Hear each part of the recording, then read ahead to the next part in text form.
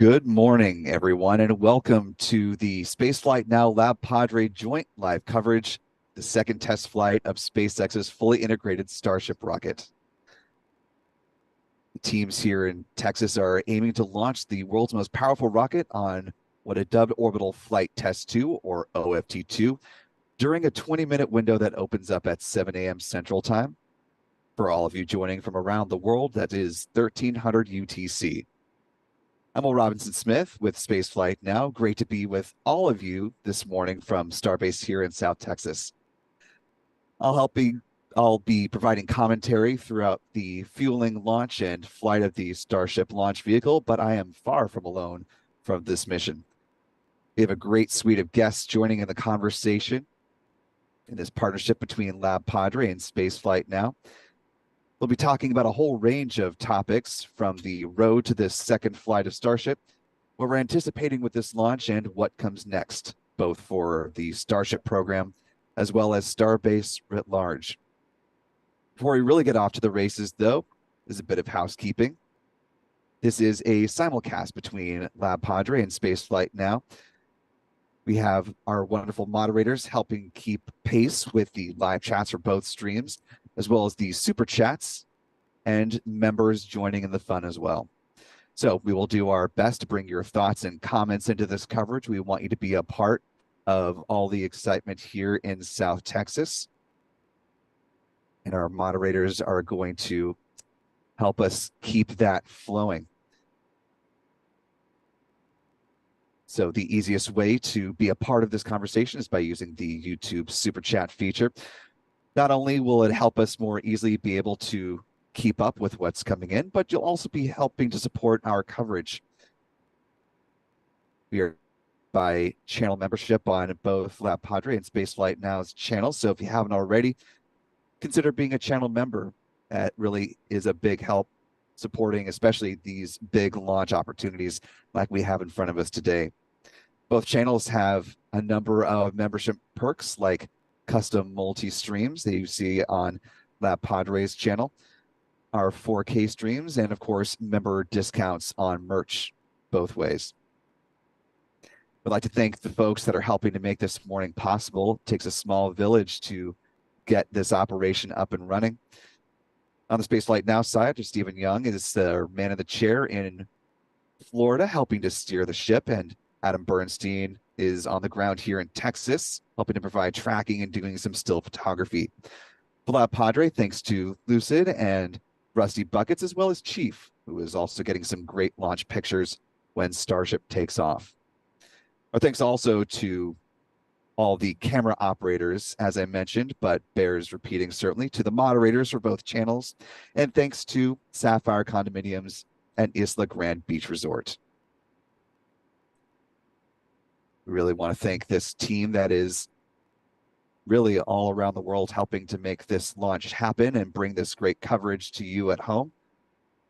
So our kudos to them as we are off and running. We're now T-minus 1 hour, 55 minutes, 45 seconds till the planned liftoff of the Starship launch vehicle. At the 2-hour out mark, the SpaceX launch director was set to conduct the poll for the start of propellant load. If that go-ahead is given, fueling will begin with tanking operations on the Super Heavy booster. T-minus 1 hour, 37 minutes. As a note, if you have not been with us for live launch coverage in the recent past, SpaceX is not issuing mission audio for the majority of the fueling process. We're expecting to start hearing from them about 35 minutes out. But we do have a team here who has been watching the testing over the past 7 months since the first launch.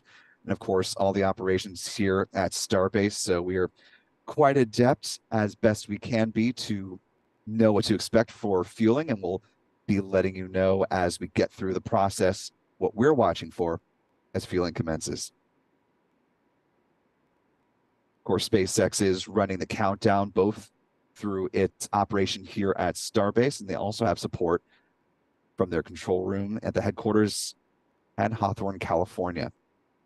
Again, SpaceX is targeting liftoff of its Starship rocket at 7 a.m. Central Time, 1300 UTC for those joining from around the world. That is the start of their 20-minute launch window. For those who may have been tracking this mission, you may recall, though, that the launch window was 2 hours long when they were targeting liftoff on Friday morning. Well, SpaceX hasn't explicitly stated why this morning's attempt was so dramatically shorter. We believe it is likely due to the heightened travel that will be happening this weekend as folks zip across the United States, getting to be with their loved ones ahead of the Thanksgiving holiday this Thursday. If for some reason SpaceX is not able to launch Starship today, indications like road closures and other public warning systems suggest that they may have another backup opportunity potentially on Sunday.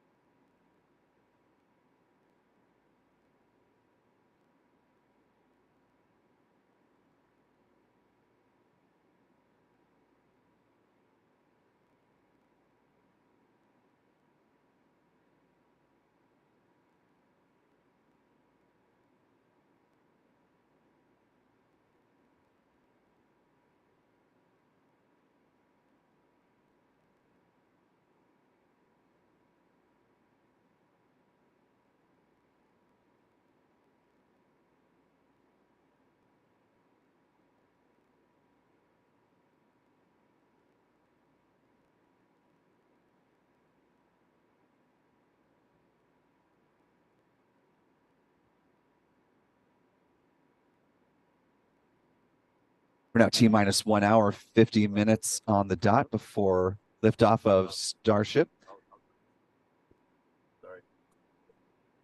As we get close to the start of fueling at T minus 1 hour, 37 minutes, I want to go ahead and bring in one of our first additional commentators who all of you on the LabPadre side of the equation are quite familiar.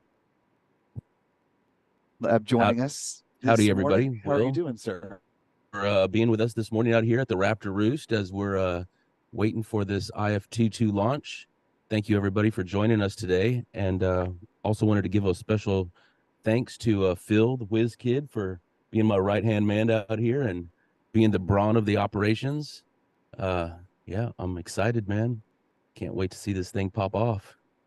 Yeah, lots been moving and shaking here at Starbase since the last launch back in, gosh, I can't believe it was already 7 months ago, back in April. Does it feel like it's been that long, or has it kind of flown by with all the changes that have been happening? Well, as Phil told me the other day, sometimes it feels like 7 months, sometimes it feels like 7 years, sometimes it feels like 7 days. It's just there's so much going on out here. The way SpaceX moves so quickly, time flies down here in Starbase. Yeah, it really does. I mean, we've obviously seen a lot of evidence of some of the big changes that they've made with the water dealer system. I mean, with the stacking and destacking, we've seen plenty of views of the ring that'll support hot staging later today. What are you most looking forward to with this newly iterated version of Starship?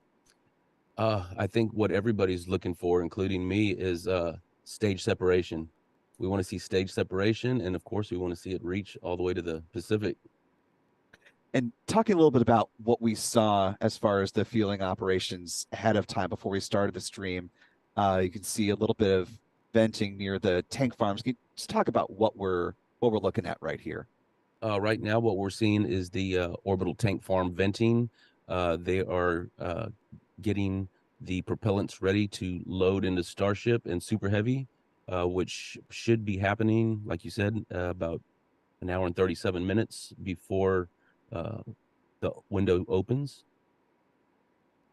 Uh, we're to the we're looking to the west right now, and the tank farm has been venting for just about 45 minutes, I think.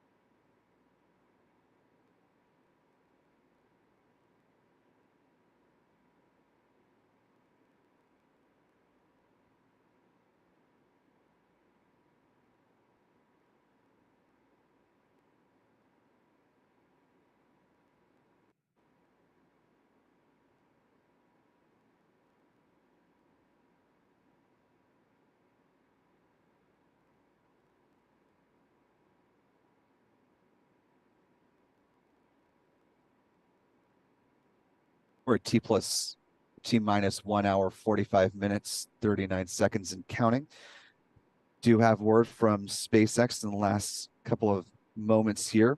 Say all systems and weather are go for this second integrated flight test of Starship. So good indication that we'll get fueling underway. That process will begin with the tanking of the booster in less than 10 minutes.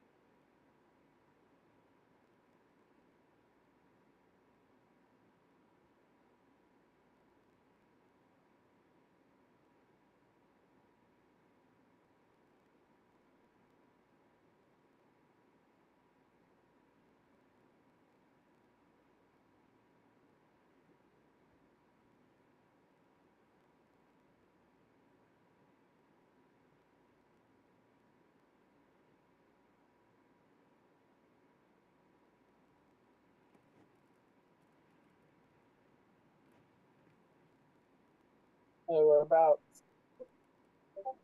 7 minutes from crop loads. The T-minus 1 hour, 43 minutes, 56 seconds and counting. Taking a look at the weather forecast coming into today's flight opportunity, the greater Brownsville area, it's been pretty pleasant for much of this week. Good weather looks like it will extend into this morning during the launch window. While we don't have a formal launch weather forecast as we do at the Cape in Florida, weather we're seeing from Apple Weather shows no rain in the forecast or any noteworthy cloud cover, which is certainly good.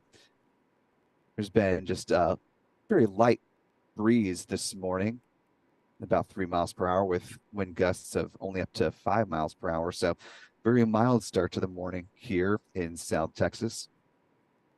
For those who were watching coverage of the Starlink 6-28 mission just after midnight on the East Coast, weather here in Texas looking far better than it was previously over there.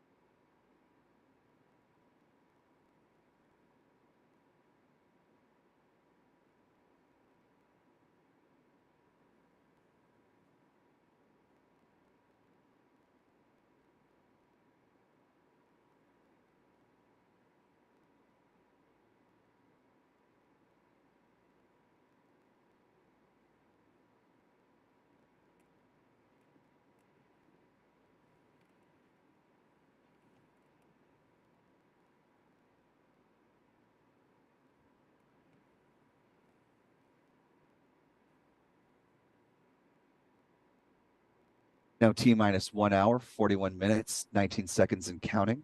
We're coming up on the start of propellant load. That'll begin at T-minus 1 hour, 37 minutes exactly. So before we get to that first big milestone, let's go ahead and step through the countdown timeline, let you know what we're watching for throughout the rest of this morning. As I mentioned, we already passed that 2-hour mark when the go for propellant load will be given by the SpaceX launch director. Fueling begins, as we said, at T-minus 1 hour, 37 minutes, with both liquid oxygen and liquid methane loading onto the super heavy booster. That'll be followed at T-minus 1 hour, 17 minutes, when fuel load liquid methane will begin on ship 25. A few minutes later, at T-minus 1 hour, 13 minutes, LOX load on ship 25 will get underway. The Starship upper stage is a propellant capacity of 1,200 tons or 2.6 million pounds. For the booster, it's 3,400 tons or 7.5 million pounds. Full fueling operation is going to continue for quite some time until T-minus 19 minutes, 40 seconds, when the Raptor engine chill begins. As we've seen with many of the Falcon 9 and Falcon Heavy rockets, SpaceX does this engine chill down sequence by pulling a small bit of propellant through the plumbing and turbo pumps to protect the Raptor engines from the risk of thermal shock and damage during startup. In the final 10 seconds, the new flame deflector will be activated. Documents from the Federal Aviation Administration assessment of the new water dealer system show that it can produce up to 358,000 gallons of water, which is pushed through the steel plate beneath the orbital launch mount. Finally, in the last 3 seconds, the Raptor ignition sequence begins. And unlike a Falcon 9 or Falcon Heavy mission where liftoff occurs at T-0, liftoff is actually coming up at T+2 seconds.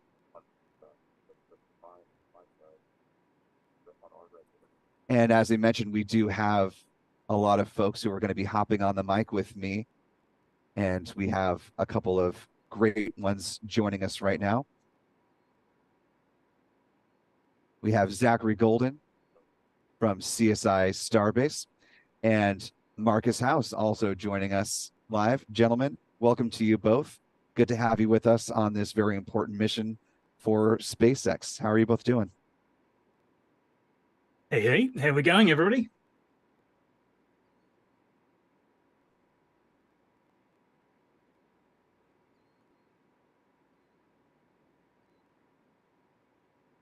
Yeah, great to have you both on board. So obviously you've both been keenly watching all of the developments that have been happening throughout the course of, well, really the years leading up to this point, and certainly within the last several months as we've been getting ready for this second integrated flight test of Starship. I guess question to you both, and you can answer in turn. What's been sort of the most pivotal pieces of the development getting to this day that you've both been tracking, and really what do you have your eye on this morning? Marcus, we'll start with Well, you. probably let you go. Okay, I'll go first.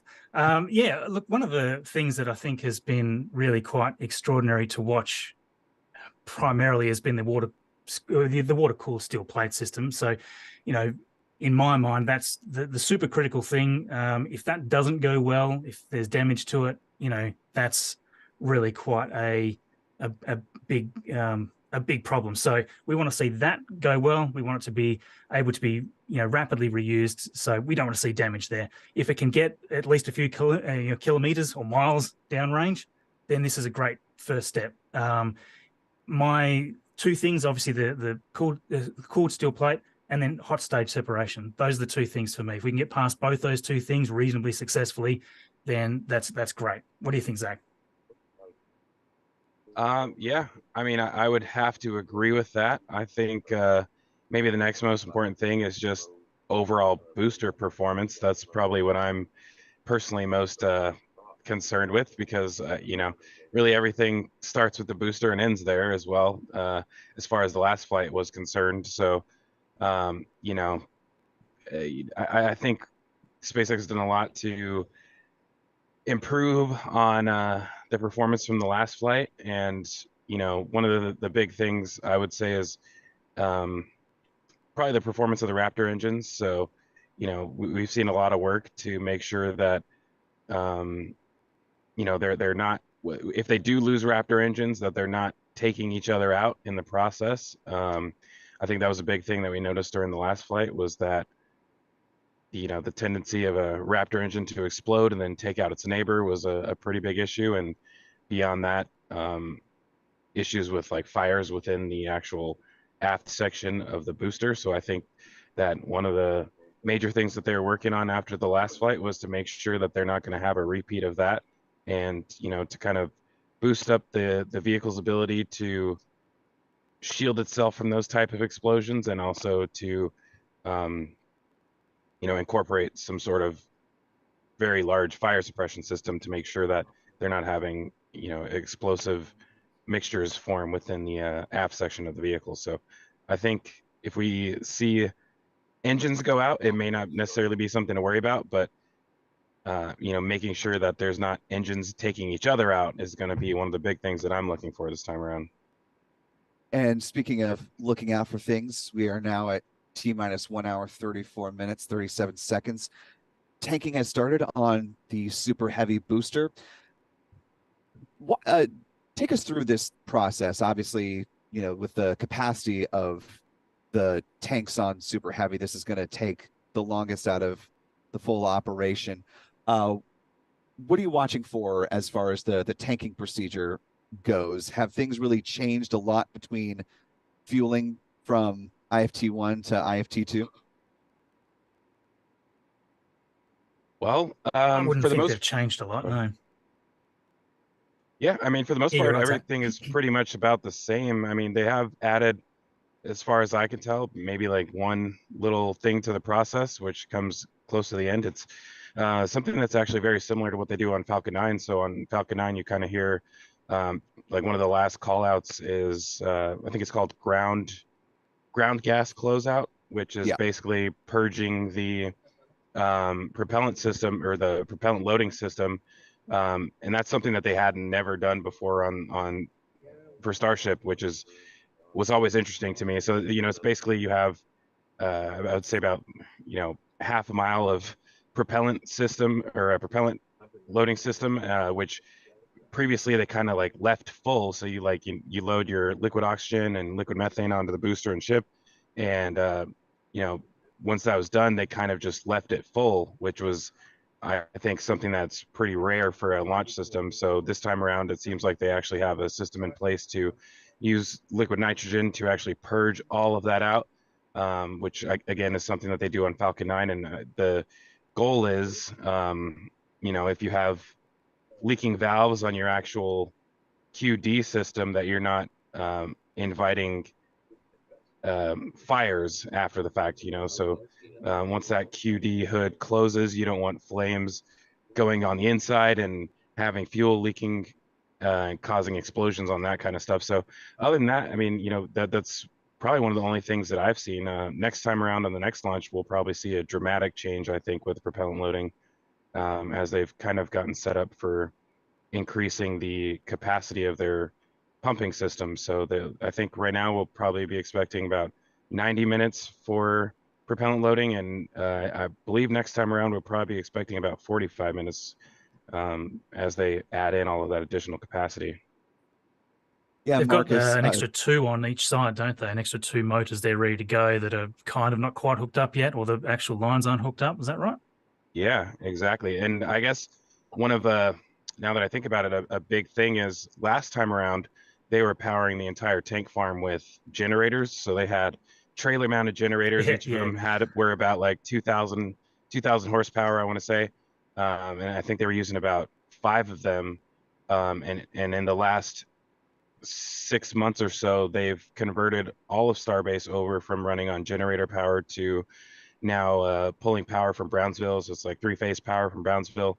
So this is the first time they've actually performed a launch with that actually having, I would say, a proper power system going over there. So, the pumps that they were using to load propellant were kind of dependent on those generators, and the maximum output was limited as a result. So, I think overall all of those systems have improved a little bit now that they have like a dedicated power running to them. So this is going to be interesting. We did see it during the wet dress rehearsal as well, so it should be about the same as that in that regard.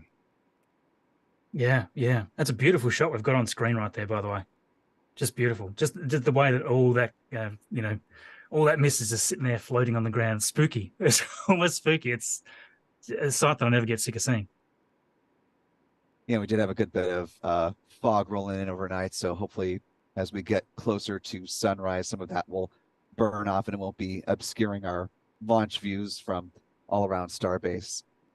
Should be quite a show when it does launch. Gets quite hard to sort of see the real activity there from the subcoolers. So yeah, that's a great shot though. And Zach, we were talking a little bit off cam before we started the stream last night about some of the really robust support that's been added underneath the orbital launch mount.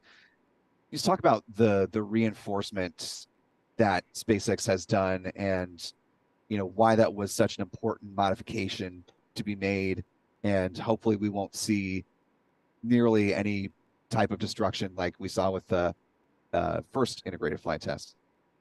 Yeah, I would say this is probably something worth repeating multiple times throughout the live stream. But that was definitely a major thing with the last launch, was obviously the crater that was excavated underneath the structure. And I think that one of the things they mentioned last time was the amount of data that they gathered, and a lot of people are kind of wondering, like what kind of data can you get from a crater in the ground? But that is actually really valuable information. I think that the launch mount was probably initially designed for 29 engines, and that would be 29 Raptor 1 engines. And in between Booster 4, which never flew, and Booster 7, they upgraded the Raptors from about 185 tons of thrust up to 230 tons of thrust. So you multiply that difference by 33 and you have quite a large difference. So I don't think they were prepared for that at all necessarily. And they maybe thought they were, but the upgrade to the foundation that they made as a result of the outcome of that launch, I think is pretty massive. They went from, I want to say about a meter of concrete underneath the launch mount to about 4 meters. So it's pretty insane, reinforced concrete. They have very large pilings going about 40 feet down into the ground underneath that concrete. So, I'm going to knock on wood here, but I would say that the outcome that we saw from the last launch is close to impossible this time around. I mean, it's a very, very massive difference as far as actual support on the ground. So, having the steel plate on top of that is kind of an added bonus. I think personally that had the actual foundation that exists now been in place previously, they probably could have gotten away with a single launch without having the water system. They probably would have performed the way they were expecting it to, with just needing to replace it after it was over without actually, having a catastrophic failure of it. So I think that it's going to be a vast improvement on what we saw last time around. Certainly hope so. It's going to be pretty wild to see that. We've seen the static fires. The static fires have looked extremely, extremely successful, really. There was even debate. In fact, I think, Zach, you and I chatted about it a little bit, debating whether, how much of that water was being instantly sort of, flashed to dry steam. And, it seems much higher. In fact, I think you were probably the more correct person in the debate now that I think about it. But it's extraordinary. The idea is that this is kind of instantly sort of flashing, like over 90% of this water. That's a great sign. You can imagine the amount of energy that gets lost in that. And that's energy that's not making it to do more damage elsewhere. So, it's going to be really fun to see. The other thing I think is going to be really interesting to watch is this new thrust vectoring control that's now electric instead of the hydraulic for the booster. That is ship, as far as I'm aware, still hydraulic. But the booster itself, that's a big change. We saw HPUs exploding all over the place in the last launch, which was not fun to see, especially at such low altitude. And and subsequently they kind of lost control of the entire vehicle right at that point. Hard to steer it with no fast vectoring control. So the electric's going to be hopefully a very, very big plus, a big bonus, and we hope to see those all working perfectly. We don't want to see engines out all over the place this time. I guess my hope for orbit, I don't know. I'd love to give like a guess, like a percentage guess. I'd say 50% to orbit. I'm hoping it's more than 50% past hot staging, but it'll be very, very interesting. I mean, they've done so many tests and they've had a long time to sort of test out, especially through the last month of environmental review and all this kind of stuff, which, some people have felt it's been a little bit frustrating. I personally think it's all warranted and, it's kind of needed, even if it does frustrate people. But I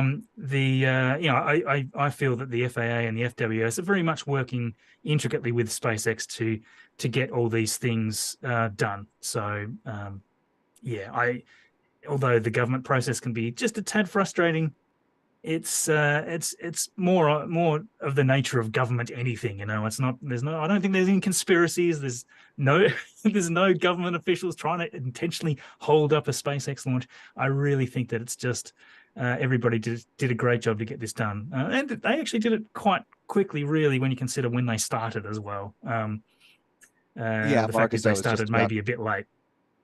Yeah, I was just going to add to that, that once the U.S. Fish and Wildlife Service got going after it got Mhm. the final biological assessment from the FAA, they really hit the ground running, and the process that they had, up to 135 days, they were able to complete all that in just about 27 days and turn it back over to the FAA to dot the last of the T's or dot the I's and Yeah. cross the T's.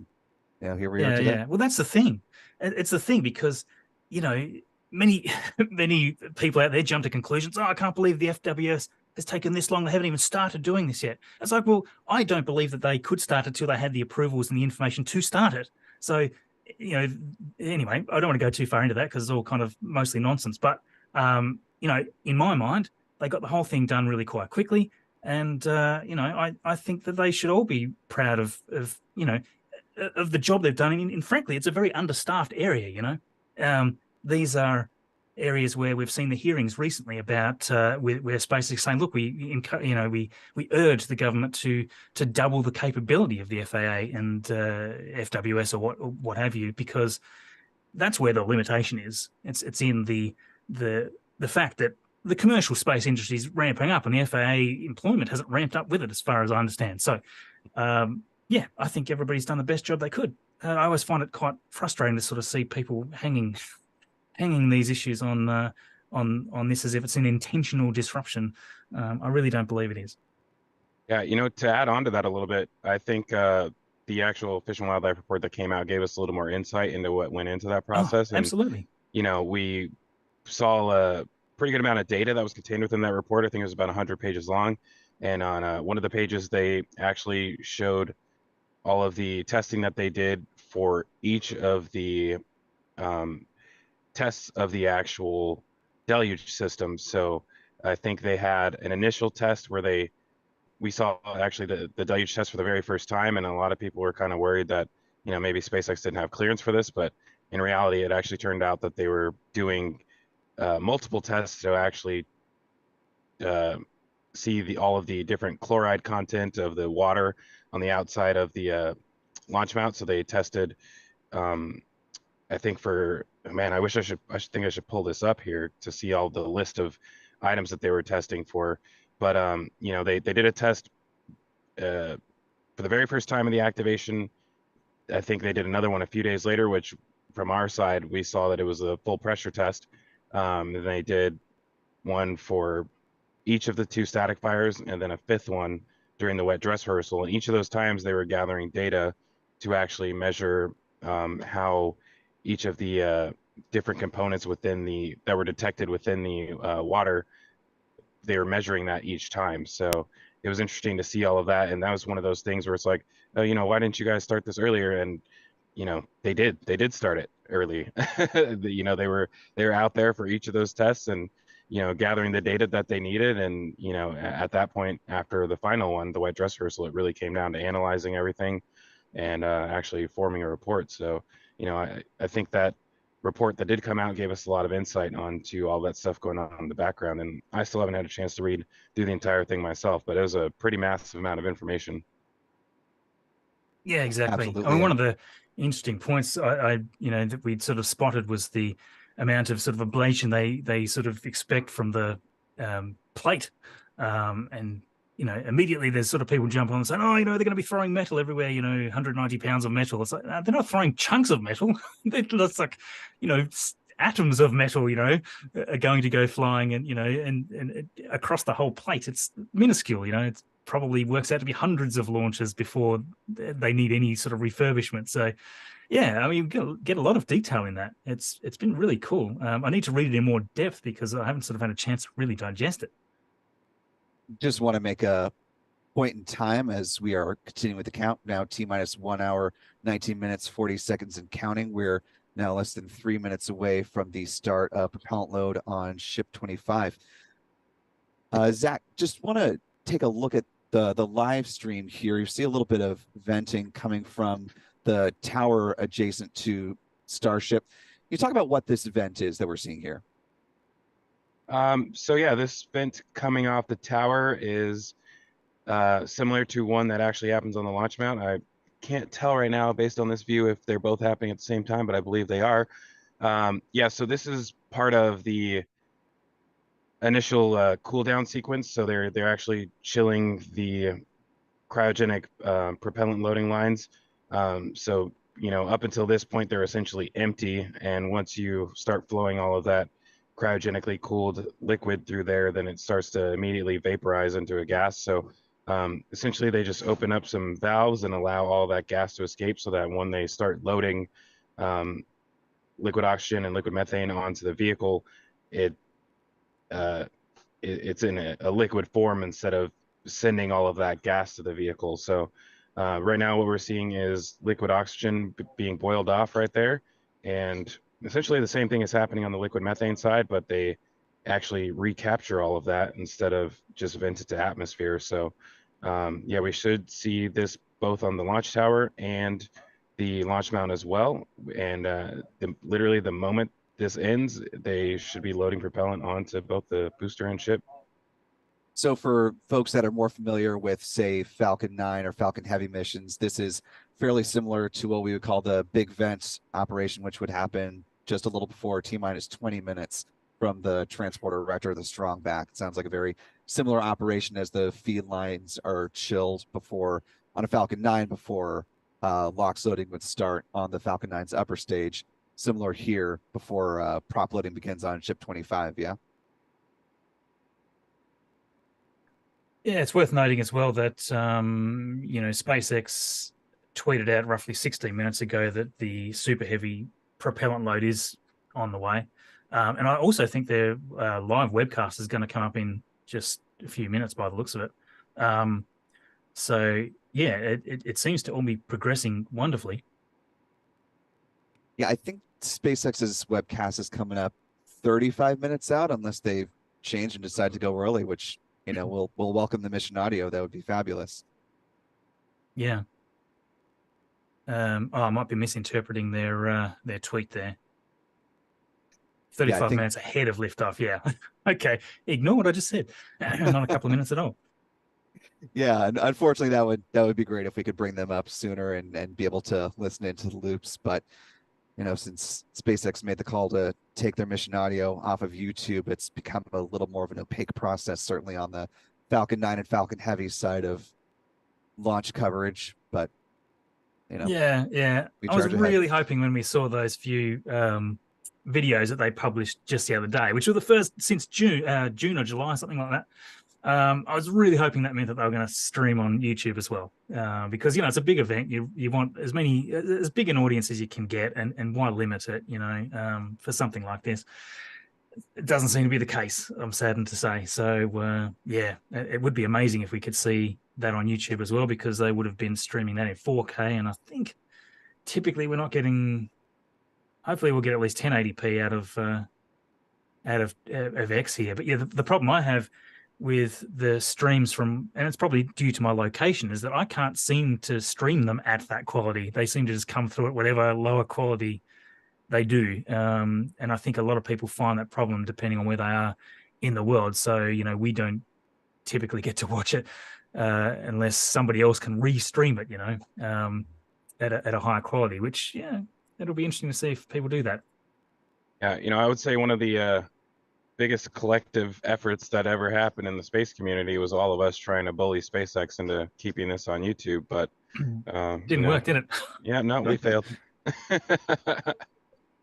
But that's why we're here, right? Is to bring this to the YouTube audience that perhaps isn't on X or wants to see the launch in a little bit higher quality. So we have lots of cameras pointed at the pad, and we'll give the folks a good show in the highest quality possible. So where SpaceX has created a vacuum, we're more than happy to step in and fill it. Yeah, it's probably a bonus, if anything, for the streaming channels like yourselves. It's probably a good opportunity. So where are we at? We're about 1 hour 14 minutes or something away before this whole thing happens. And as we say, we've got that 20-minute launch window. So if they don't fly in that window, that's really it. Probably for the weekend, I would say. But yeah, it's going to be extraordinary to watch. I mean, I still find it interesting that I can look at an image, one of the great RGV images, or anyone from the ground, Starship Gazer, obviously the cameras from Lab here as well. Sometimes you'll just see that shot with a human there for scale, and it still blows my mind. I mean, I know very well how big it is. I've studied it enough, but sometimes you say, wow, that really is extraordinary, that shot. And I don't know, I just wish that we could somehow get that feeling of awe into the larger population, because when it comes down to it, it's fairly small when you sort of think even the biggest channels out there, your Scott Manleys, your Tim Dodds, they're sort of under that 2 million mark. And it's like, geez, is that the entire space enthusiast worldwide, fan base? It doesn't seem like very much, considering you can get many millions of subscribers for some shouty kids channel. It's I mean, even very frustrating.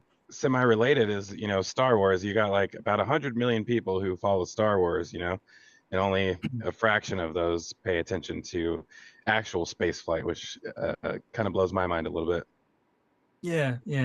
I mean, I get that maybe people don't appreciate the engineering quite as much as we all do and whatnot, but even for the big events, the big SpaceX launches and stuff. I mean, we saw extraordinary views for the Indian launch not so long ago.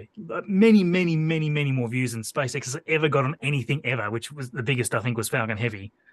And just because, the Indian population's so monstrous.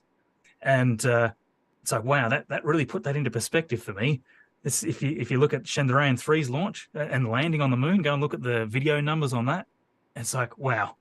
There's lots of space enthusiasts. It's just that they're all different languages typically, and hard for us to reach. And they're obviously more passionate about their own commercial, their own industry there in India and whatnot. But that kind of blew my mind, that event. And even I don't think that I'd seen more activity on X than ever before either. Like, I was getting stupid impressions on around those few weeks.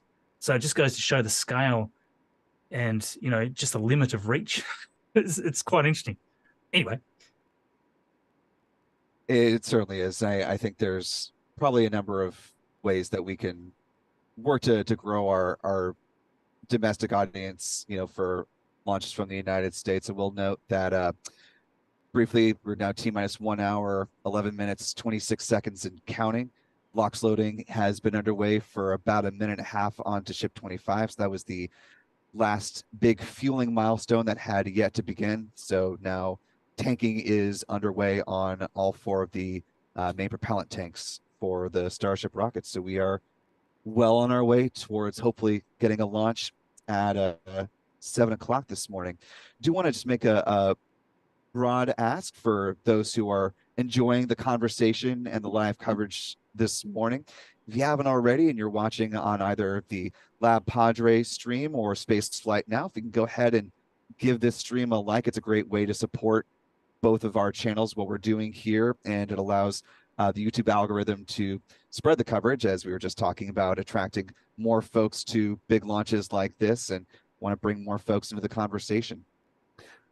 Taking a quick peek at the super chats here. Want to thank Pete 2.0, one of the LabPadre YouTube super chats, with a $5 Australian dollar donation. Thank you so much, Pete. Saying fresh coffee for all, and I'm sure we are all being powered by caffeine this morning. I know I've got my energy drink by my side, keeping me as concentrated as I can for now. Michael E. Dennis with a $5 super chat from Lab Stream, saying, let's start the donation train, go Starship and SpaceX. And yes, really appreciate the super chats. Not only does it help bring more folks actively into the conversation talking about space flight, whether it's about this particular Starship launch, or if you have other questions that you'd all like to have us address, be sure to pose that in the super chat feature here. You also help support our coverage. We really appreciate that. Moving on down the line with Superman P. Witherspoon. with a $5 New Zealand dollar donation saying, will you have advertising in the last few minutes as NASA spaceflight did with ITV F1? No, we are not going to interrupt the most important part before the launch with advertising. I think that would be a foolish move, and we're not going to break the stream, as it were, with a last minute ad break. So we're going to charge on for the next hour, 8 minutes plus, as we get towards liftoff of this Starship rocket. Moving on down the line, $10 super chat from our Spaceflight Now side of the stream. Says, Will, can you ask Lab what a Buc-ee's is? Buc-ee's is a really popular, think of it like a mini Costco and a gas station all rolled into one. But Lab, do you want to hop on the mic, and for the folks that are not familiar with the cultural phenomenon that is spreading across the Southeast of what Buc-ee's is? Bit of a tangent from spaceflight activities, but briefly. Yeah, Bucky's is a huge entity down here in Texas. Big rest stop for truckers, people that are commuting back and forth from different cities around Texas. It is a huge phenomenon. People love it. It's has some of the cleanest restrooms and very nice facilities. So yeah, Bucky's is high end down here in Texas. Do you ever see a T-shirt or piece of paraphernalia with a very happy-go-lucky beaver? That is the Bucky's logo. So, thanks for the super chat donation, Gucci Pilot, one of our channel members. Glad to have you on board this morning. We'll come back to the super chats in just a moment, but we are now T-minus 1 hour, 7 minutes, 18 seconds and counting as we continue on down the pathway towards liftoff. Want to take a step back and talk about sort of the evolution. We've talked a lot about where the rocket has come since the first integrated flight test, sort of what we're anticipating for the milestones in this flight. Guys, let's talk a little bit about Starbase writ large, because we know it's going to be expanding over the next several months, several years, as launch operations really start to ramp up. Zach, we'll start with you.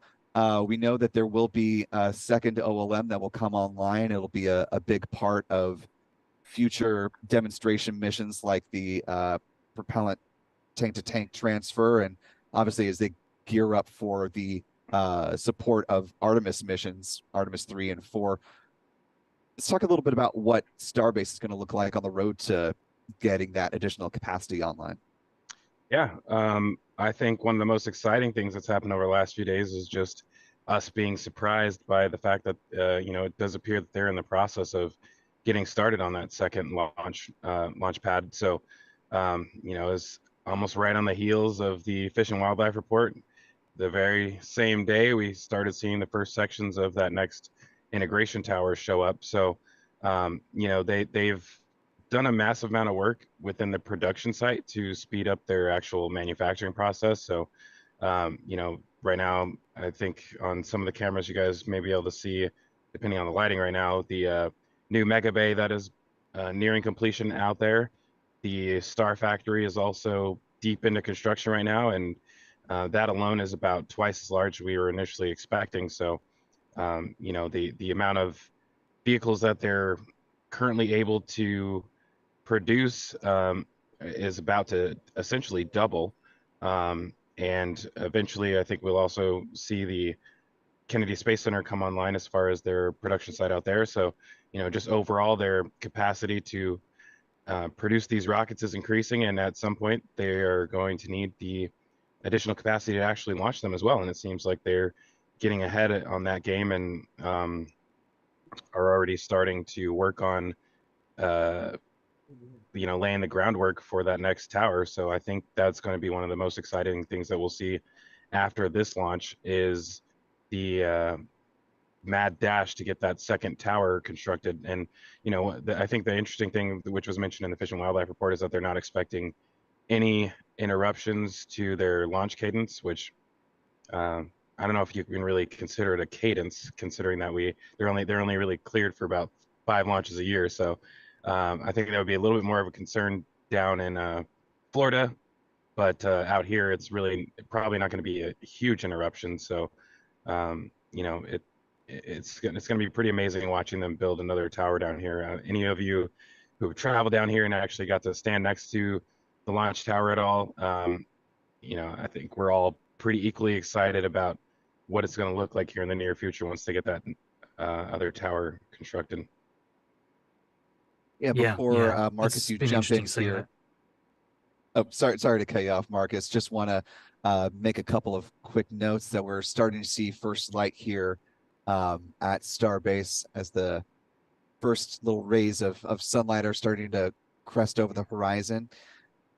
Also have NASA's observing plane, which is inbound. Of course, this mission will be important on the pathway towards the human landing system version of Starship, and NASA has been very much involved with the development of Starship as it gets closer and closer to needing to be used for HLS missions on Artemis 3 and 4. And obviously we've got the uncrewed landing demonstration before that. But Marcus, before we go too far down the Artemis rabbit hole, your thoughts on Starbase? Oh yeah, look, the expansion plans have always sort of been there, at least over the last few years, and I've always wondered whether it will actually expand or whether it was just, you know, them obtaining the approvals to expand if they wanted to. But yeah, it's a very positive sign to see these tower sections coming in, and even since I talked about it in my last video last night, you know, there's been more sections show up, so that's really cool to see. I suppose there's a little bit of debate about whether they're building the 8th section here and then shipping the rest down to join it from the Cape, or whether they're building it here because they've got the staff here to do it and shipping that one over to the Cape. But I don't believe the second is probably the case. I think it's more likely that they're going to bring the new tower, all these tower pieces down. So what's interesting is they seem to be doing this well before any sort of work on the ground and foundations for us. I'm like, well, it seems odd that we wouldn't have seen a lot of expansion work already starting, but maybe they're simply waiting for this flight to go well before they sort of start ripping into that. Maybe we'll see huge construction just immediately jump in and start happening after this flight. Who knows? It's interesting to see. Absolutely. And as we continue on this conversation, we're now coming up on the 1 hour mark, getting a great panning view of Starship launch vehicle. You can see some of the vapor right against the sides of the super heavy booster there. You see one of the fins there in the center of your screen. Want to bring in an additional voice, very familiar to our Spaceflight Now audience. Returning for a cameo on the mic, we have Stephen Clark, who is now an ace space reporter over at Ars Technica. Fortunate enough to be on the ground with us here again for his second time seeing Starship launch. Stephen, welcome to the broadcast. Good to have you back on the channel. Good to be here. Good morning, Will. Good morning. Now you got a little bit of sleep before we really got this thing started. We were talking last night about the pathway that Starship will have after this flight test. Obviously, NASA, as we mentioned, watching this mission very closely. They've been tracking a lot of the upgrades that SpaceX has been making, both to the Starship vehicle that's going to fly, the next one's coming after it. You actually had the opportunity to talk with Lisa Watson-Morgan, who heads up the Human Landing System program, earlier this week. What was she kind of looking for and watching to learn from this flight test that we're having today? Well, I think, you know, in a perfect world, she wants to see them make it to space and make it to, I guess, near orbital velocity as if everything goes perfectly. That's what they'll do with Starship this morning is get up near orbital velocity, fly about 3/4 of the way around the world and splash down in Hawaii. So that would be a perfect outcome. It goes without saying, really. But in terms of what one thing that she pointed out, one thing that NASA is really eager to see is an improvement in the reliability of the Raptor engine. I think they had 5 or 6 engines that either failed to ignite or shut down in flight on the first flight test back in April. I think seeing no, or at least fewer Raptor engines fail on this flight on the booster will be a forward step. And I think getting to staging and getting through the hot staging, I think if they make it through that, I think that's a win, in my opinion. And I think that's what NASA feels too. But there's a lot of testing that needs to come on Starship, and none of that can happen until it has a successful orbital flight test. And those tests include some propellant transfer demonstrations that could occur toward the end of next year if this flight test is successful. But if Starship doesn't make it to space, doesn't make it to that near orbital velocity target, they'll have to do it again. And they have a lot of hardware here at Starship waiting in the wings to fly. But I think it's unlikely we'd see another orbital flight test this year. So that would delay things by some number of months. Yeah, and all you have to do is just drive in really past the production site here at Starbase, and you can see all the flight hardware that's in buildings, out of buildings, as you mentioned, very ready and eager to get off the ground. We are now T-minus 57 minutes, 57 seconds and counting. Taking a look up the vehicle just beneath the quick disconnect, you see a frost ring forming on ship 25 as fueling continues to get underway. Zach, we were talking a little bit about some of the upgrades that were made to the Super Heavy booster to prevent some of the fires that were seen on the first integrated flight test. You've had the opportunity to look through the documents and the 63 action items that SpaceX has been overseeing as part of its mishap investigation. Kind of key into some of the ones that are most specifically impacting the intent to prevent both future fires as well as failures of the Raptor engines. Yeah, I would say that one of the biggest things that they may not necessarily be able to prevent right now is actual engine explosions. That they've come a long way with testing on the Raptor engines, especially at McGregor. Do just constant engine tests going every single day. But I guess it seems to be a slightly different. Once you put them on the vehicle, you're transferring a massive amount of propellant to those engines all at one time. So I think they're still have a little bit of work to do with making sure that the engines are performing optimally during flight.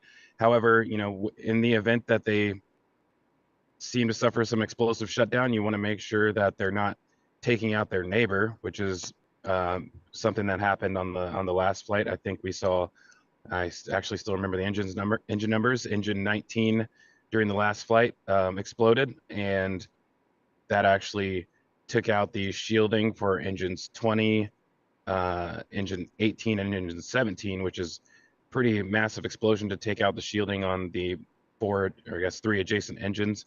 And I think as a result, engine 18 actually ended up shutting down shortly after that.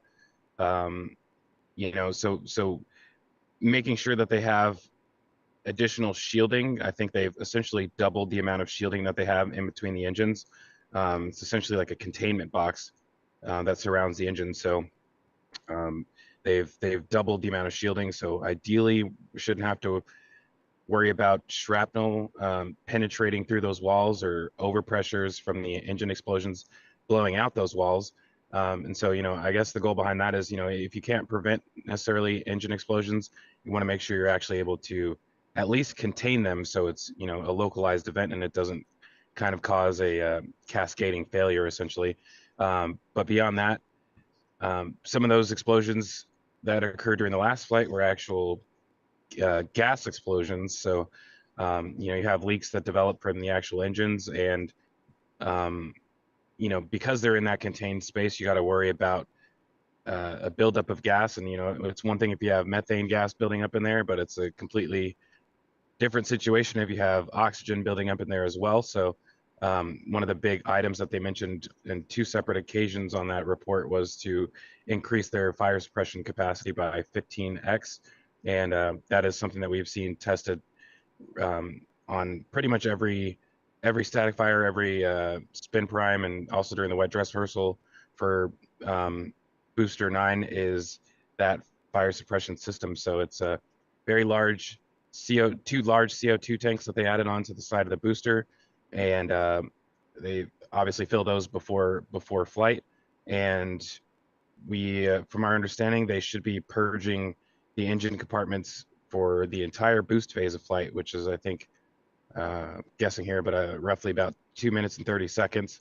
So they ideally should be neutralizing any explosive mixtures that are in there, and preventing explosions like we saw happen on the last flight. So I think in that regard, things should go a lot better this time. Like, even if the actual performance of the Raptors themselves was the same, we shouldn't see collateral damage occur, which overall I think will make this flight go a lot better than last time. And I do want to just add that we have some fog rolling in right now. We're hoping for clear skies, so maybe we'll still get that, but right now we do have a little bank of fog rolling in. It's not as bad as it could be, but it's definitely there. So maybe some of you guys are seeing that depending on which view you're looking at on the live stream cameras, but from our view, it's starting to get slightly sad in that regard. It's a pretty epic sight to see, though. You've got that lit up view now. It's always amazing, because it's happening so quickly this morning. We're only less than 50 minutes. We're really only, 25 minutes or something away from the SpaceX team actually streaming their own views of this, which, they've got they've got the great ability to have cameras wherever they want. So we should be seeing different perspectives pretty soon. But this is still a magic shot for me. Yeah, it's great to see little Hopper in the foreground against its much more evolved cousin standing ready to launch fairly soon. And both question, I guess, to Zach and Stephen. You were both here, of course, for the first integrated flight test. I guess briefly bring us back for your experiences of that first launch, seeing it fly as a fully integrated Starship rocket, and just the feeling of getting to now, and how you're feeling about how everything has evolved to this point. And Stephen, we'll start with you. Yeah, I was here back in April for the first orbital flight test of Starship, and there were a lot of long faces and sad eyes around Starbase after that, particularly after they saw some of the damage at the pad. A lot of people had some worst case scenarios in their mind that there wouldn't be another launch this year. But pretty quickly, SpaceX got moving, as they always do, with repairing the pad, and they had a plan in place to install that water deluge system under the launch mount, and that was active and being tested in the middle of the summer. So SpaceX was ready to fly toward the end of summer, early fall, and one of the big holdups that we've talked about is waiting for that FAA license, and SpaceX has said that the FAA licensing process is actually in the critical path for having the Starship as a lander for the Artemis program. So that was pretty remarkable to hear from SpaceX a few weeks back. But here in April for this first launch, I was at this location for that launch, and there was actually a rogue cloud that was directly over the launch pad. So we lost sight of Starship within 20 seconds or so after it lifted off. But one thing that stuck with me is the sound of the launch, and I cannot wait to experience that again. The sound, I've seen something like 250, maybe a little more than 250 launches in my career, and seeing this launch was next level, to be honest with you, Will. And it was really spectacular, and had a really low pitch, low frequency rumble, and I can't wait to hear it again. How did it compare to SLS for you? The sound is different for sure. I was about the same distance from the Artemis 1 launch in Florida, and that launch, the SLS has those two big solid rocket boosters, which has more of a a slightly higher pitch, kind of a crackle sound, still very, very loud. But growing up as a kid, watching documentaries and old videos of the Saturn V, this thing sounds like the Saturn V, in my opinion. I never saw one, but I've seen lots of videos, and it reminded me of that sound. Yeah, I don't think I'll ever forget the sound of that. I'm excited to experience it again. I would say, watching it from this location is pretty intense. We are, I think, about 3.7 miles away from the launch site, which almost feels illegal, I would say. It's pretty intense right now. I think without even, I don't need to really zoom my camera too much. I can see the full stack very, very well from this spot.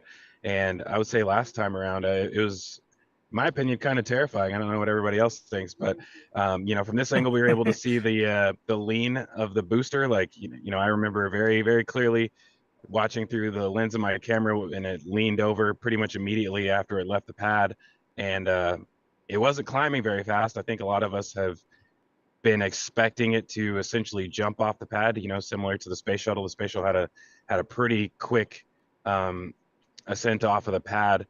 And so we were kind of expecting the same thing for Starship, but I guess with those 3 engines out, and they may have been a little bit lower throttle than what they initially planned to be, it seemed to climb very slowly, and that 20 seconds before it disappeared into the clouds kind of felt like an hour, honestly.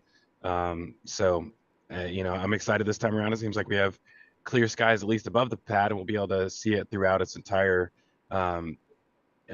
boost phase. And I think we'll get some pretty awesome views this time around. But I got fingers crossed for myself that it's not as dramatic as it was last time. I think even from this far away, I was able to see concrete in the air, flying, chunks of concrete flying through the air, and that's one thing that I don't think we'll have to worry about this time around. So I think things are looking good. Yeah, it seems like a lot of their preparations that were made from last time to this time should be robust enough to prevent a cratering underneath the orbital launch mount. We'll keep our eyes open for that, and hopefully we don't see a repeat of last time where that's concerned. Now T-minus 46 minutes, 56 seconds and counting. Want to pop back into the live stream. Thank a few more folks for super chat donations. As a reminder, it's a great way to join in the conversation. If you have any questions for any of the folks that are joining in the commentary, we'd love to answer your topics or questions. So please be sure to put those in the YouTube super chat feature, either on the Spaceflight Now or the LabPadre side. Love to bring you to the conversation. Superman P. Witherspoon with a $10 New Zealand donation. Thank you so much, Superman. Says, love the ad-free streams, and we're more than happy to bring those to you. Appreciate you helping to make that happen. Kidder's Refuge with a 70 ZAR donation. No comment, just support. Really appreciate that, Kidder's Refuge. Thank you so much. Tector in space. Apologies if I'm mispronouncing that first word there, Tector, with a 10-pound super chat. The pound sterling comment. Thank you so much. Really appreciate the support. Nelson Reyes, one of our regulars on the Spaceflight Now streams, the $10 super chat. Thank you so much, Nelson. Says, once again, thanks for the great coverage, and want to take a quick beat to thank all of the folks that are helping to make this happen, both on the LabPadre as well as the Spaceflight Now side. There's a great team working very hard behind the scenes to make this all come to fruition. So really appreciate the work of all the great folks that are working to make this happen. So thanks for the recognition on that, Nelson. Erna with a 20,000 IDR super chat donation. Thank you so much, Erna. My conversion off the top of my head is not quite fast enough to make that switch over to US dollars, but really appreciate the generous support. Thank you so much. Alan McKeithen with a $5 super chat says, thanks for the commentary to you all. Let's go. And yes, it is quite the treat to be joined by Marcus, Zach, and Steven this morning, as well as Lab from time to time. So really appreciate these guys taking the time to be a part of the coverage this morning. always great to have their friendship and insight, especially on launch as dynamic as this one. Pleasure.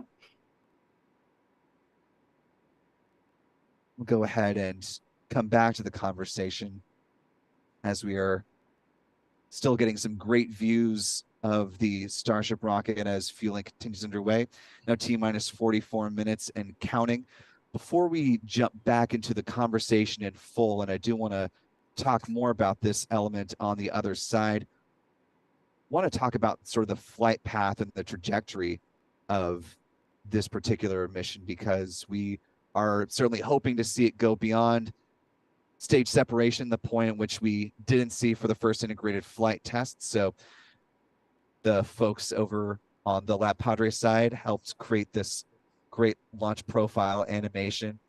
As you see the Starship liftoff, or this is from SpaceX. As you see the booster that will separate, it will do a boost back maneuver. Of course, we're all watching for that all important hot staging operation. It'll be a first for Starship. For those watching from down in the Miami area, you might be able to see Starship thread the needle as it coasts between the southern tip of Florida and Cuba, flying overhead. If all goes well, for a nominal flight, it will splash down off the coast of Hawaii in the Pacific Ocean, a little bit north of there. So bringing the conversation back out to the three of you, we'll go back in sort of opposite direction. Marcus, we'll start with you. We all have hopes and expectations for, getting through a fully nominal mission and seeing ships splash down in the Pacific off the coast of Hawaii. What do you feel like will be the most challenging portion of this flight profile? Is it sort of what we're thinking, that it is getting through hot staging, or is there another element that you're also watching for? Hot staging for me certainly a critical part, and that there's apprehension about that by many people because it is so new. But the one thing, I think, if they can get past that, I think that there's a very good chance that they'll get all the way to orbit, because once you've got the engines fired up, as long as they're burning normally and happily away, usually there's not too much else that's going to interrupt things until you get to orbit. The one thing I'm really interested to see is the acceleration, and we'll be able to analyze that based on the readouts from the speed that SpaceX will show. So we'll be able to sort of figure out a rough thrust to weight ratio and all that sort of thing. I'm not sure whether they're going to really punch this thing. They're going to fire it up to 90% engines on all those 33, assuming that they can fire all 33. We haven't seen them actually have all 33 really go collectively successfully at this stage. I'm pretty sure we haven't. So there's a big question there. Are we just going to see 31 engines, 32 engines? Will we see all 33 going? Because it could also be, remember, that in a static fire, they've probably got much stricter conditions as to when an engine will simply stop firing. There can be 1,000 things wrong with engine pressure systems and flow and all this kind of stuff. And maybe in a static fire, they make those cutoffs very, very strict and particular. Whereas in flight, when they're more critical, maybe a lot of those checks and balances that will auto shut down engines is largely negated by the criticality of the thing. So that's going to be a big thing for me. How many engines we see actually leaving the pad? Hopefully all of them, and then the acceleration that we see, because as Zach said before, it's a pretty scary sight seeing a rocket of that size just kind of crawling off the pad ever so slowly, and you think, my gosh, I hope this thing doesn't veer away. So we don't want to think negative about any of these things. They've done so much in terms of upgrading since the last flight, and I really think that we will at least see a successful flight up to stage separation and hopefully all the way to orbit. Of course, after that, the big thing is the heat shield, which is the big point of contention, and I don't think anybody really believes we're going to see all those tiles hold all the way to orbit. So that's going to be very interesting to see. What are your thoughts, Zach? Yeah, I mean, I think as far as heat shield goes, that's one of the lower items on my personal list. I think anything that happens with the ship is bonus. You know what I mean? The hot staging I think is going to take center stage this time if they make it to stage separation. So, I'm really excited. Hopefully, we'll have a good view of that when that happens. But I would say that may be the scariest part of the flight. Maybe, there's about 3 different ways that can fail. They have the possibility of failing in max Q with that hot stage ring. There's also the possibility of the ship destroying the hot stage ring and the booster in the process. And there's also a possibility of overpressure within the aft section of the ship as a result of potentially, not enough mass flow out of the hot stage ring and, causing some sort of overpressure within the skirt of the ship. So lots of things that could go wrong. And I think it's going to be pretty interesting watching that in action, because this is one of those items where it's not necessarily a reaction of anything that happened during the first flight. It's just something that kind of came along that SpaceX was like, all right, well, this is what we want to do. They didn't get a chance to do stage separation last time, but I guess through their own simulations and overall principles of physics, they decided that this is something that they wanted to do. So the amount of testing I think that went into this was about as much as they could do.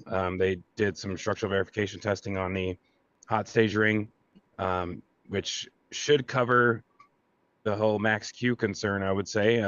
They should be pretty confident that they won't have to worry about it collapsing during max Q. I would say in that regard, one of the only other things that could happen if they end up doing somersaults through the air like they did last time, they may not be. I don't think they tested for that kind of loading, but as far as actual max Q testing, I think they're pretty set as far as that goes. You really can't simulate what's going to happen once the engines ignite on top of that ring. I think it would have been interesting to see an actual static fire test with the ship on top of that ring, but that's not really realistic when it comes to in-flight conditions. You're going to be at a much higher altitude. You can't really simulate that on the ground. So this is one of those kind of tests that really just has to be done in flight. So I think that's going to be one of the more exciting things is, seeing something like this that there's really a lot of question marks on how it's actually going to end up working. So me personally, that's yeah. I one of mean, the I'm still things not most sure. excited for. Like, are we going to see all 6 engines fire up? Are we going to see the outer vacuums fire up just to try to get it away? And then the sea levels fire up straight after. I don't know if we've really seen any evidence to suggest that we know what that answer is. To me, it always seemed logical that they would fire up the 3 vacuums, but I don't know if that would be enough thrust to then get it away from the booster alone. Because the booster, remember, is quite empty. The thrust to weight, even with 3 engines running at minimal thrust, is probably still reasonably significant. And you got a big, heavy ship on top, which, granted, doesn't have a payload. So hopefully, maybe 3 engines would be more than enough. But yeah, it's very interesting to me how that's going to work. Absolutely. And just to jump in here as a time marker, now T-minus 35 minutes, coming up on 35 seconds as well. We should have the SpaceX feed starting in about 30 seconds or so. Imagine they will have their own commentary, so we more than likely won't have dedicated mission audio feeds even when SpaceX does come up, but we will keep tabs on that. And as some of the launch control call outs come in through the loops, we will, of course, bring those into you, hopefully via audio. And if we need to take a pause, we will pause to listen, and we will try to not talk over SpaceX's mission updates there. Want to make sure that we're getting the most accurate and up-to-date information, so we'll be cognizant of that as that gets underway. Stephen, do you want to go back to a point that Marcus was making a moment ago about sort of the preparation for this first flight, and the fact that in the static fires of the Super Heavy booster, we still haven't seen all 33 engines fire at once ever. Is that concerning at all in your mind, or do you feel like given the amount of information and data that SpaceX gathered from those static fire tests, that it's sufficient. I mean, apparently it's sufficient enough for them to launch today, but how are you sort of thinking about that element of this? Well, in terms of today, I would not be surprised at all if we see one or two engines not firing when it lifts off the pad. I think in the long run, they've gotten close to having 33 engines. I think there were two that misfired on the most recent static fire of Super Heavy back in late August. I think that was the most they've had. So it's 31 engines. That was the most they've had fire at once. But if I recall, maybe Marcus or Zach can remember, I think that was like at half thrust, half throttle. And so it'll be really interesting to see how many engines are firing when it lifts off, and do they lose any during ascent. Zach was talking a little earlier about some of the shielding they've put in the engine bay to prevent kind of this concern about cascading failures, like if one engine has a problem or catches fire, that it doesn't spread to the neighboring or adjacent engines in those rings at the bottom of the booster. So I think that's something to watch as well. If they lose an engine, do they lose only one, or does it start affecting engines that are nearby? Because we saw on the first test flight back in April, the engines that they lost, some of them were right next to one another. So that was clearly a sign, probably, that one engine may have been fine. It just succumbed to something that happened next to the engine next to it. One other thing that I would point out, we're talking about things to watch for. I wholeheartedly agree with what Zach and Marcus were saying about the engine reliability, the hot staging, the heat shield. Another thing, Marcus kind of hinted at this, was lighting the Raptor engines on Starship. SpaceX hasn't ignited a Raptor engine in a near vacuum of space before. And we've seen a couple of new rockets this year have problems at upper stage ignition. Japan's H3 rocket, as well as their Relativity Terran 1, both flew fine through the boost phase, and the engine didn't light on the upper stage. So I'm really curious to see how that ignition goes on the Raptor engines on Starship. Are there 3 firing? Are there 6 firing right off the bat? And how that goes, because they've never ignited a Raptor engine in a near vacuum, as this would be, a couple 100,000 feet above the Earth, very low air pressure as well at that altitude. So we'll see how that works if they make it that far. Hopefully they do.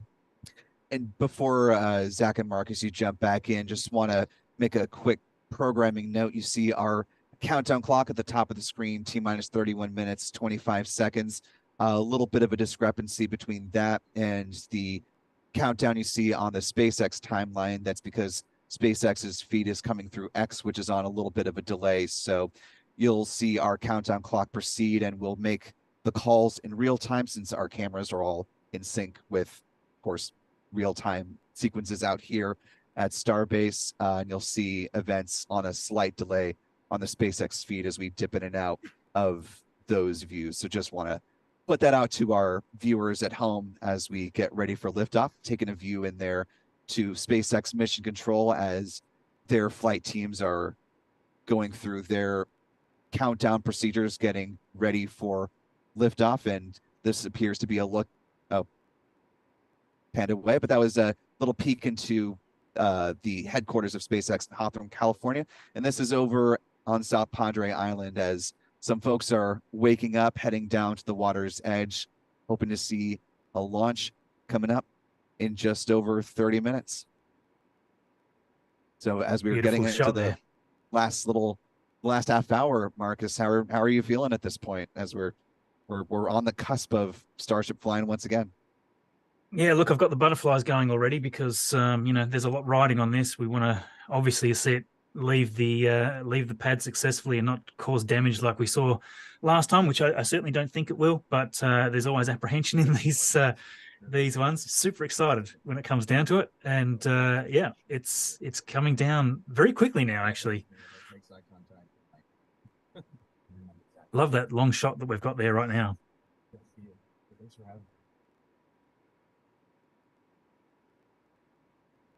Just listening in as well to the live stream at the same time to see if they're saying anything sort of interesting there.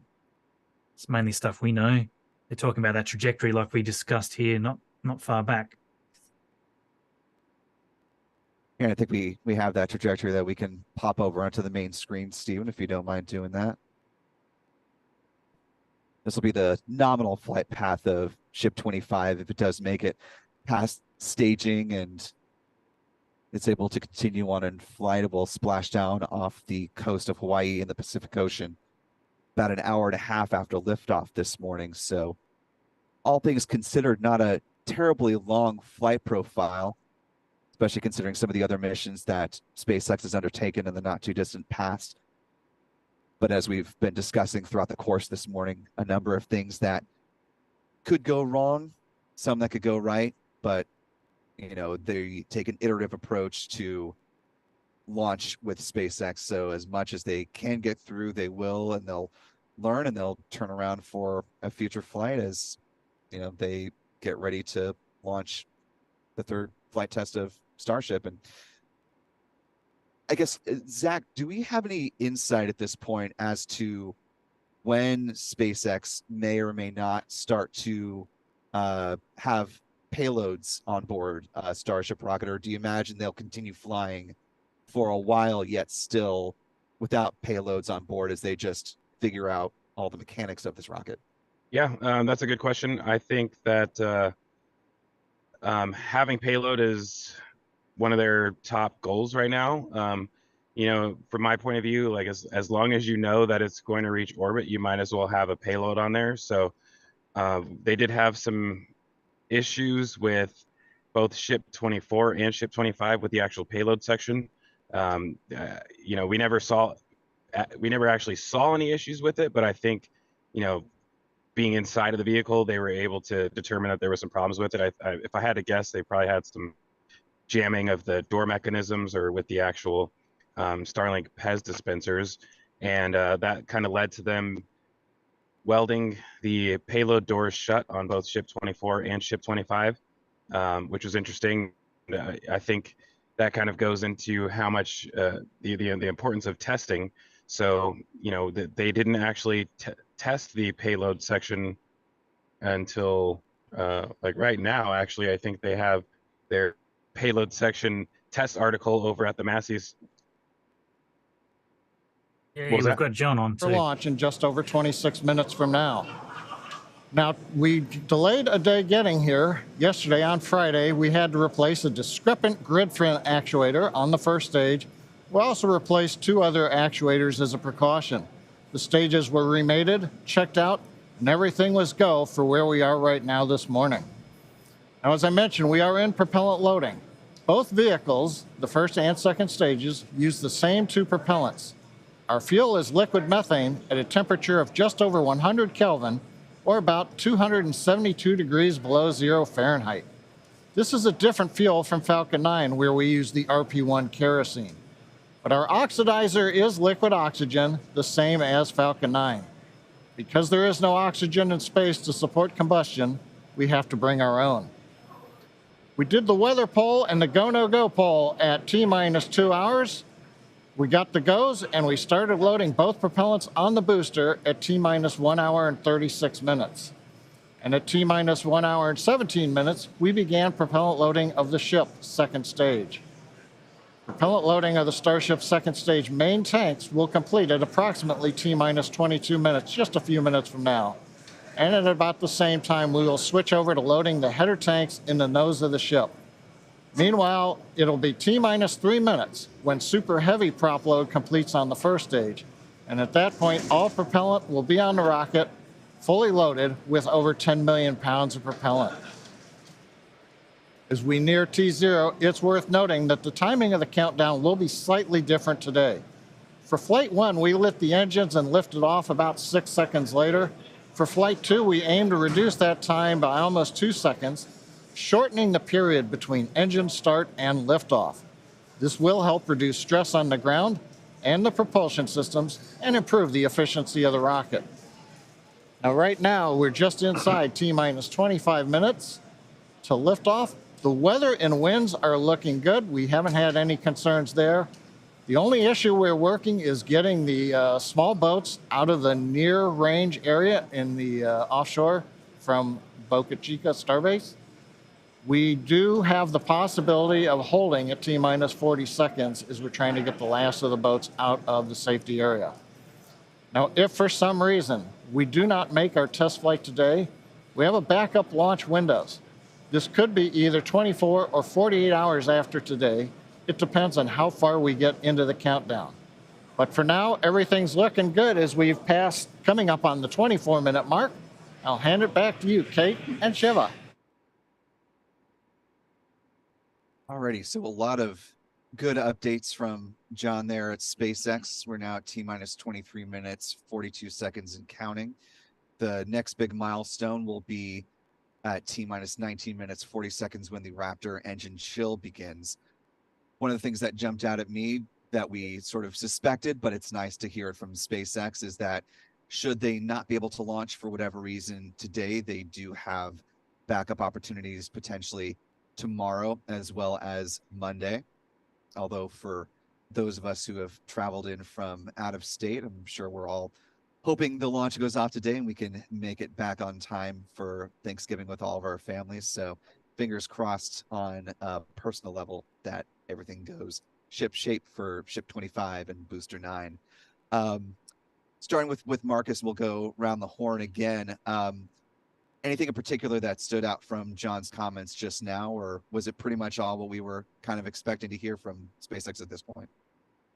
Yeah, pretty much what we were expecting. It's good to hear that they are reducing the time on the pad while those engines are firing. That reduction, I think he said, of 2 seconds there, although I was struggling to hear. Yeah, I mean, that's a great thing. It's more performance, it's less pressure on the pad, and yeah, it makes total sense. I mean, ideally they would be firing and leaving the pad within a second or two after this thing gets super routine and that sort of thing. So yeah, that was the only standout part for me. Obviously, the boats being in the way is a frustrating problem, and if they end up being the cause of a delay, these are the things where, you know, SpaceX, I'm sure, would like some of the regulations just relaxed a little bit.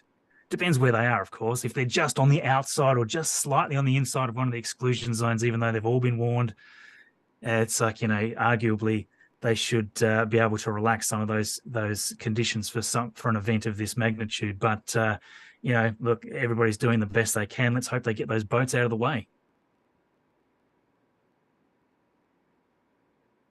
And Zach, anything of note jump out at you, or pretty much on pace with Marcus there as far as what we heard from SpaceX? Yeah, probably about the same. You know, I guess just to finish the thought from before, you know, I think that we probably should expect to see payloads potentially, well, I want to say on the next flight, but it won't be like a full payload. It would be more like a possibly a dummy payload of at least a single Starlink V2. And, you know, the goal would be to make sure that the actual the payload dispensing mechanism is working as planned. And, you know, ideally, if you're launching and you know you're going to make it to orbit, it doesn't really matter what the ship's going to do on the way in. It doesn't matter what the booster is going to do on the way back. As long as you know you're making it to orbit, you may as well be dispensing payloads. And I think that they kind of have that same thought. You know, these are expensive vehicles. You're going to lose 33, possibly up to 39 Raptor engines in the process. So you may as well get some Starlink V2s up in orbit if you can. You know, that's one of the cool things about Starship in comparison to Falcon 9 back in those development days, is that, you know, they can send up their own payloads at this point, so they're not really worried about risk to customers or anything, because they are the customers, so they can pretty much do whatever they want in that regard. And I think that they're going to want to, as I said, start launching Starlinks from Starship as quickly as possible, because you're kind of limited. I think with the V2s, they're limited to what, like 23? Is it 23 that they've been launching lately on the Falcon 9s? Yeah. Yeah, So slightly less from Vandenberg. Yeah, we have no idea how many Starship is actually going to hold, but it's going to be drastically higher than that. So, you know, I think that, you know, if you can put 4 times the amount of payload with Starship, that you're going to want to do that as quickly as you can. Yeah, it's Yeah, absolutely. 23 Starlink V2 minis from the Cape and currently 22 from Vandenberg that we're seeing right now. Sorry, Marcus, I didn't mean to cut you off. Just 19 minutes, 8 seconds out. We are now underway with the Raptor engine chill sequence. Just want to make a note of that as we are very quickly and on time stepping through this countdown procedure. So all signs going well. Stephen did happen to catch over on the horizon NASA's WB-57 observation plane. Of course, we've talked about the fact that Starship is going to play a very important role in the Artemis program as the human landing system for both Artemis 3 and 4 missions, likely for others down the road, but those are the two that they're currently on contract for.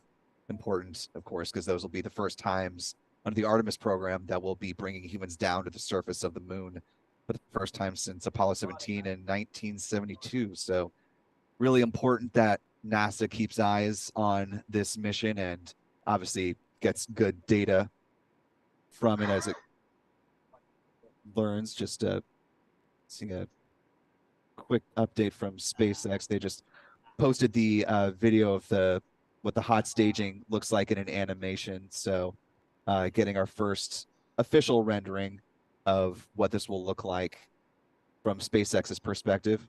Seen a lot of fan renderings floating around line, but now we've got the official one here as we're looking forward to seeing the real thing in in the timeline after liftoff. It'll be about 20 or so minutes from now. And Marcus, I cut you off mid-thought. Go ahead. No, I don't think he did actually. I wasn't really adding anything to that comment. I'm just sort of listening along to the SpaceX stream there, and they're really putting a lot of emphasis on the hot staging event being the milestone. That's the success milestone as far as they're concerned, and everything else sounds like gravy. I'm just sort of watching that hot staging ring there now. Did it show us how many engines were going to fire? I might have missed that. I don't know if it did. If any of our folks in the back channels have the answer to that, if you can let us know if they have an answer to that, that'd be great. In the meantime, Stephen had a question for Zach. Stephen, go ahead. Yeah, Zach, we heard from John and Swicker that they have backup opportunities. Hopefully they don't have to use them tomorrow or Monday, 24 or 48 hours.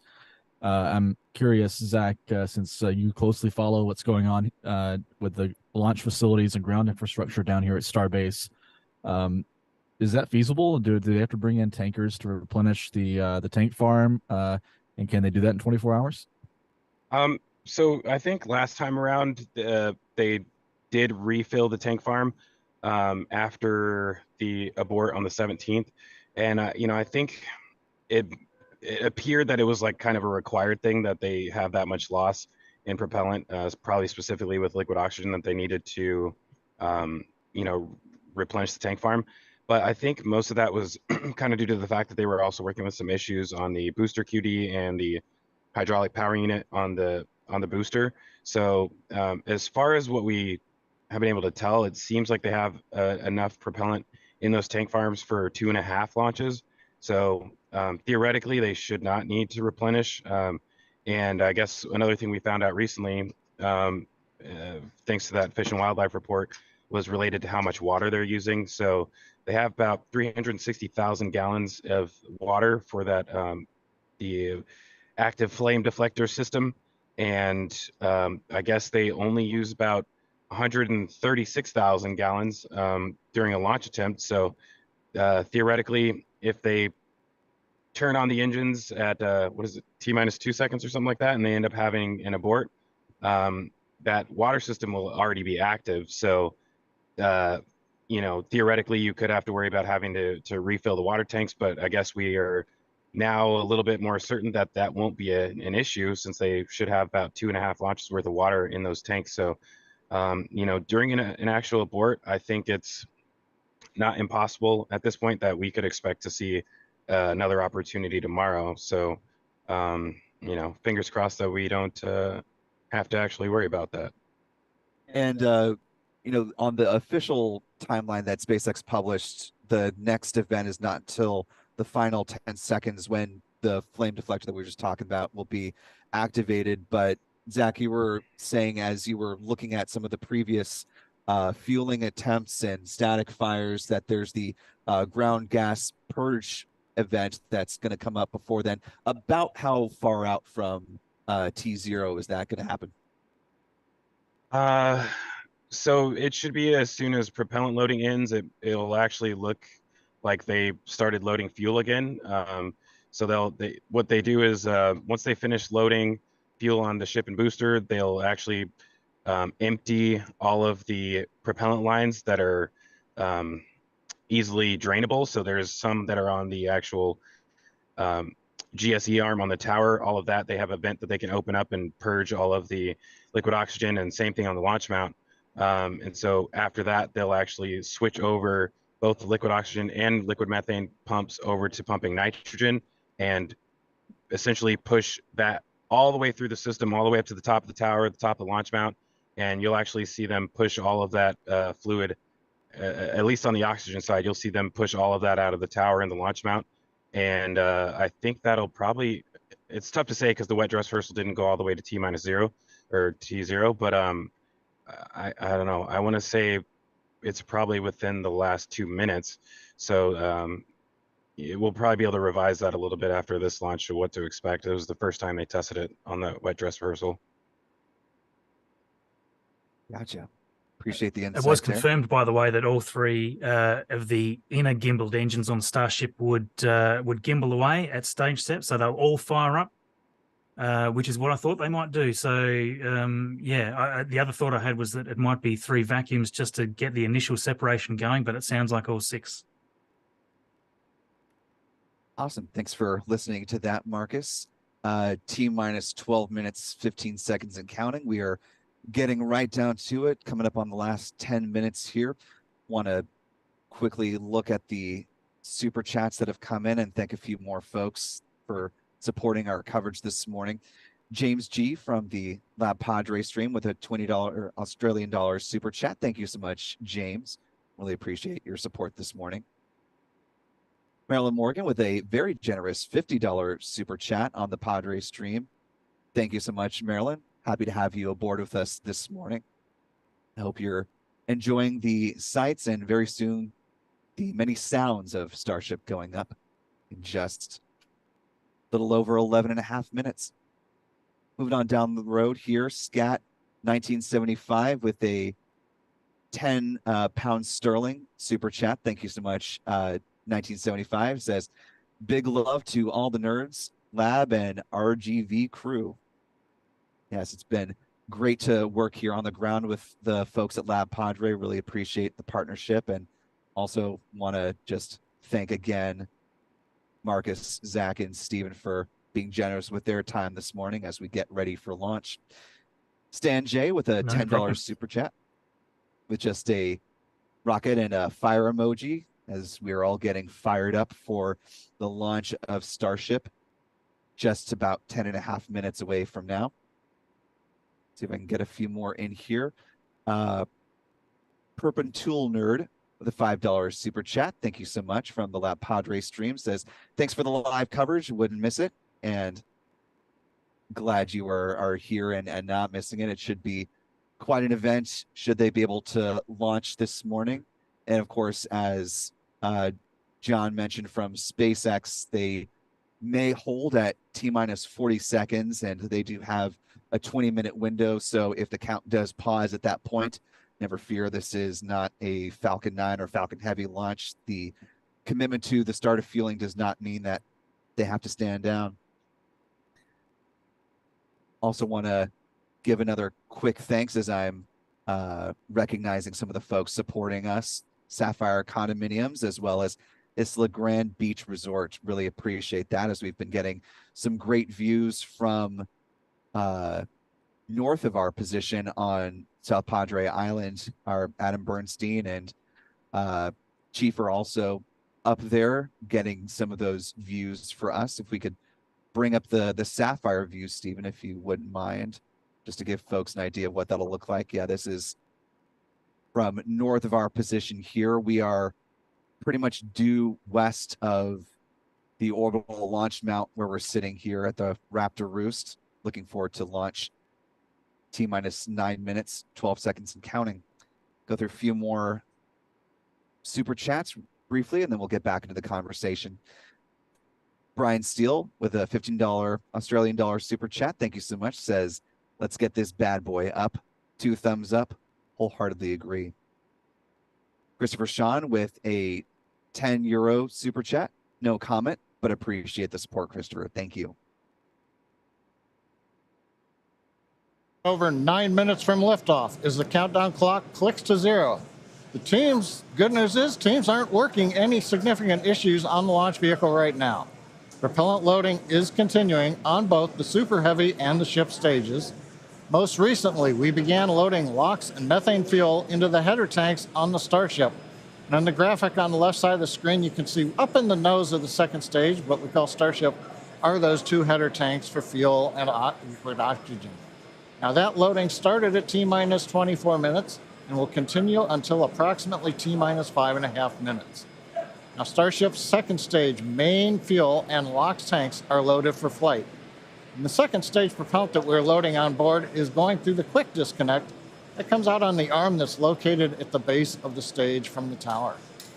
Now on the Super Heavy booster, propellant loading will continue until T-minus 3 minutes. We've also configured the pad for liftoff. A little earlier in the count, the hold downs, the booster hold downs were commanded to unlatch. That means once the rocket has sufficient thrust to overcome its weight, it'll lift off the pad. There's no need to command the hold downs to release the rocket. As we mentioned earlier also, the ignition sequence has been slightly modified from the last flight for a more efficient liftoff. As a reminder, we ignite the engines a few seconds before T0. We don't lift off exactly at T0. We lift off a few seconds later, a couple seconds. Finally, the SpaceX team continues to check in with the Coast Guard to ensure there are no boats in the safety perimeter before proceeding with launch out over the Gulf of Mexico. Now, currently, we're coming up T-minus 7 minutes, 10 seconds to the test flight of Starship. Propellant loading is continuing on both stages of Starship. We're waiting now for the completion of loading of the header tanks in the next few minutes. The first stage is also beginning pressurization for flight while we are continuing to load propellant into it. And again, booster propellant load will finish at approximately T-minus 3 minutes. At that stage, both first and second stages are fully loaded, and we'll have the 10 million pounds of liquid propellant on board the 2 stages of Starship. Now in the next few minutes, the guidance system will perform its final alignment. We'll get the automated flight termination system that'll arm, and the final TVC checkout will be performed. We may get a view looking up at the engines as we gimbal the 13 middle engines to check them out just before liftoff at about T-minus 90 seconds. If we need to hold, it would come at T-minus 40 seconds. That's the point in the countdown where we can pause to wait for final checkouts or pressurization to complete. Or, as we're hearing right now, we're still working a few boats in the area that are headed south. And a lot of cheering here in Hawthorne. The boats are heading south, but we are still planning to hold at T-minus 40 seconds if necessary. Just amazing views of today's launch. There's nothing Well, quite sounds like right. that's the end of John Ensbacher's update from SpaceX. A lot of good information there. Stephen, as we've encountered, certainly covering launches from the Cape, pesky boats in the water are certainly something that we are not fond of seeing, and it's much more of an intrusive item because the fueling has started and the boats haven't cleared the area. They have no margin for error with Falcon 9 and Falcon Heavy, but fortunately they can't hold at T-minus 40 seconds. So that's good news if needed, right? Yeah, exactly right, Will. They have a 20-minute launch window to work with this morning, so they can hold at 40 seconds, I presume, for all 20 minutes if necessary. I'm not sure if there's any limitation on that, but how long they can hold at that point. But they do have that 20-minute launch window to work with, and if the boats are heading in the right direction, we may or may not see a launch at 7, but hopefully we'll see one sometime between 7 and 7:20. Yeah, and Zach, we've been talking about some of the differences between Falcon 9, Falcon Heavy, and Starship. As John also mentioned, because of the way that Starship launches, unlike a Falcon mission, they don't need to issue a hold down release. The Starship is capable of doing that all on its own. What else jumped out from you in the latest update from SpaceX? Yeah, I mean, that has always been an interesting thing to me that we found out at the last launch, which was, that releasing those hold down clamps early. I guess we always kind of thought they would be, ignition, release the hold down clamps. But I guess, having just the sheer weight of the vehicle sitting on those clamps is about enough, all you need. It kind of makes sense, you don't want any possible risk of failure of that. So release them as early as possible and essentially just let the vehicle lift off the pad without having anything holding it down. So, that's going to be really awesome to see once again. I do think it's interesting having those boats out there in the exclusion zone, which doesn't really surprise me. I think some people are probably trying to get out there to the recovery zone, which I would maybe advise against, because you never know what this thing is going to do once it's in the air. But yeah, I mean, it seems like everything is good to go. I can tell right now they have finished loading propellant on both the ship and booster. They just finished purging the launch tower, it seems like. So I would say they're finished at least on the ship for sure. I can't really tell on the booster because there's a lot of fog going here, but yeah, we're getting really close right now. It's time to get excited. Absolutely. And Marcus, did anything else that we haven't already touched on jump out at you? I know you've been able to listen a little more keenly and through both John's updates on fueling as well as some of the SpaceX general commentary. No, look, not particularly. That hasn't already been covered. They're obviously going right now through various explanations of how big the ship is and why this is important and all this kind of stuff. They've got a great animation of Mechazilla, like an animated Mechazilla coming over, walking past. So these cool sort of insights that they're sharing for those that probably aren't as closely up to speed with what this all means, which is great for the general public. This is why we want people to be interested. Absolutely. And speaking of interested, we see, as you mentioned, the little hard to see through the venting there, but might be doing the gimbling on those center engines. A little hard to tell if there is in fact motion. Now T-minus 1 minute 27 seconds and counting. Again, they may hold at T-minus 40 seconds, but all things being equal, gentlemen, we are closing in on the last couple of minutes before Starship heads off. Yeah, they're just moving the engines now. There you go. 10 seconds around the horn to each of you. We'll start with Marcus, then go to Zach, then to Steven. Final thoughts as we enter in the last minute of the count, quickly. Yeah, look, I've got everything crossed. This is incredibly important, and we just need this to clear the tower. Zach, what do you think? As we're coming up on T-minus 1 minute, when we get to T-minus 40 seconds, we'll just listen in. Last time, as you recall, we did hold at 40 seconds, but it took a few seconds for the clock to recover, so we're going to watch that. And as we press to T0, we're going to watch and listen the second test flight of Starship. Yeah, I guess really quick. I'm excited for this. I think this is a big day. If this goes well, we're air holding. Anticipation. Yeah. Sorry, over the brief hold. Our countdown clock is moving forward. Still counting down. All right, we're 10. T-minus 30 seconds. 8, 7, 6, 5, Back to rapid recycle. 4, 3. Okay, the clock is not accurate. It may actually be in a hold. Okay. Looks like they've gone back to 41. All right, so the hold was called. It looked like it came on, came off, and is back on again. Looks like it. Whew. Got me excited there for a second. I know, we were counting down. Back at Towns like, Hawthorne, wait, we're hang at on. T-minus 40 seconds and holding. We had a rapid recycle. We've not heard anything over the countdown net as the team works both first and second stages. We're going to monitor the nets here for a minute.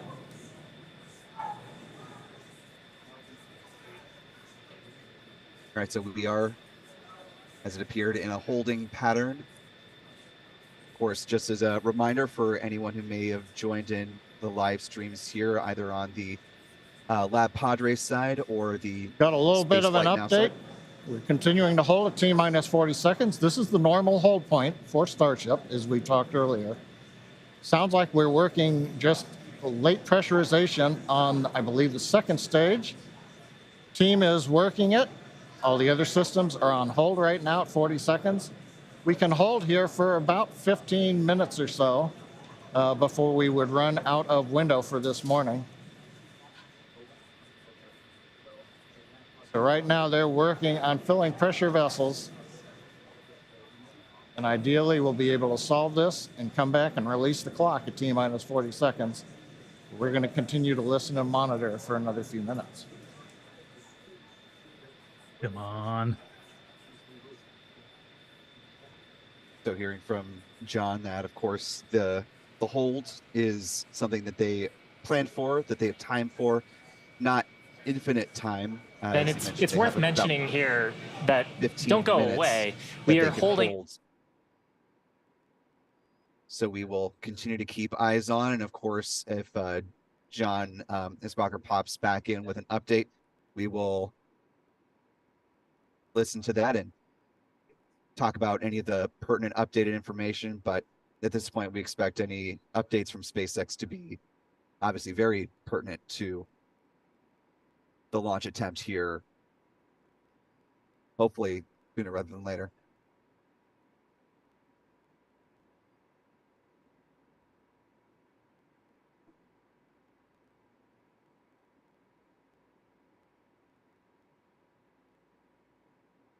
We're counting down. The SpaceX got moved forward. Oh, we have ignition Yes. and liftoff of the Starship rocket on its second integrated flight test. My gosh.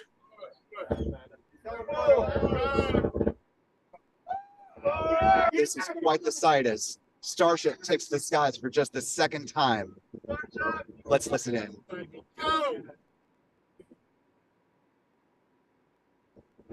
Go, go, go.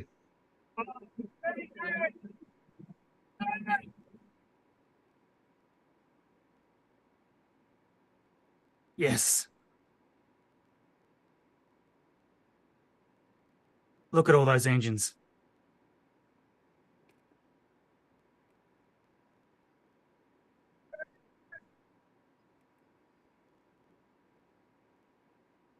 Every one of them's on.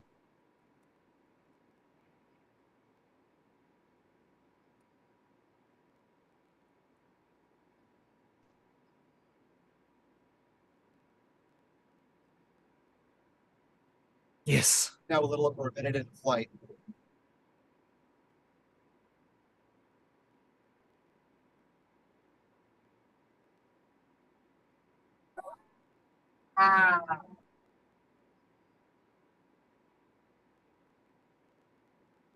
Come on. Oh, wow. Starship continues to climb. We're looking towards booster and main engine cutoff at T+2 minutes 39 seconds. That'll set up the hot staging at T+2 minutes 41 seconds. The milestone SpaceX was not able to reach last time. Let's see if they can pull it off this time.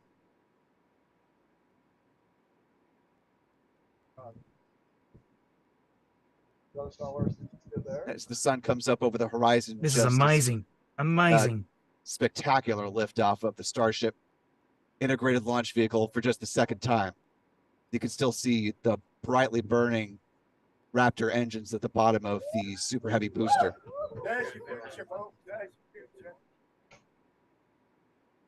Getting some great tracking views from our team here on the ground, toggling between us and SpaceX views. This is just flawless. All 33 Raptor engines are still ignited according to the SpaceX graphic here you see there on the bottom left-hand corner of your screen. Now about to cross 5,000 kilometers per hour. Wow. Oh. That Come looked on. like it was Biko. And we appear to have a successful stage separation. The hot My stage gosh. does appear to have been successful as the super heavy booster 9 now making its way down for a splashdown in the Gulf of Mexico. Ship 25 continuing on its trajectory.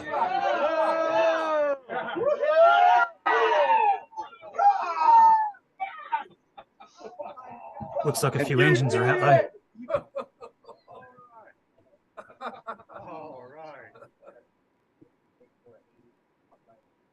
Did they just lose the booster? Oh, We may have lost the booster there.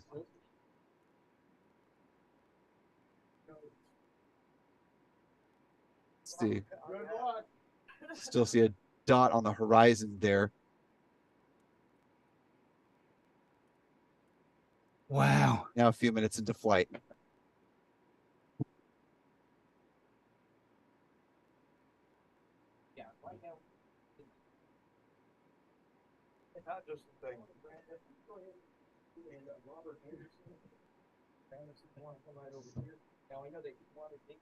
This is a great win though. Yeah, that was insane.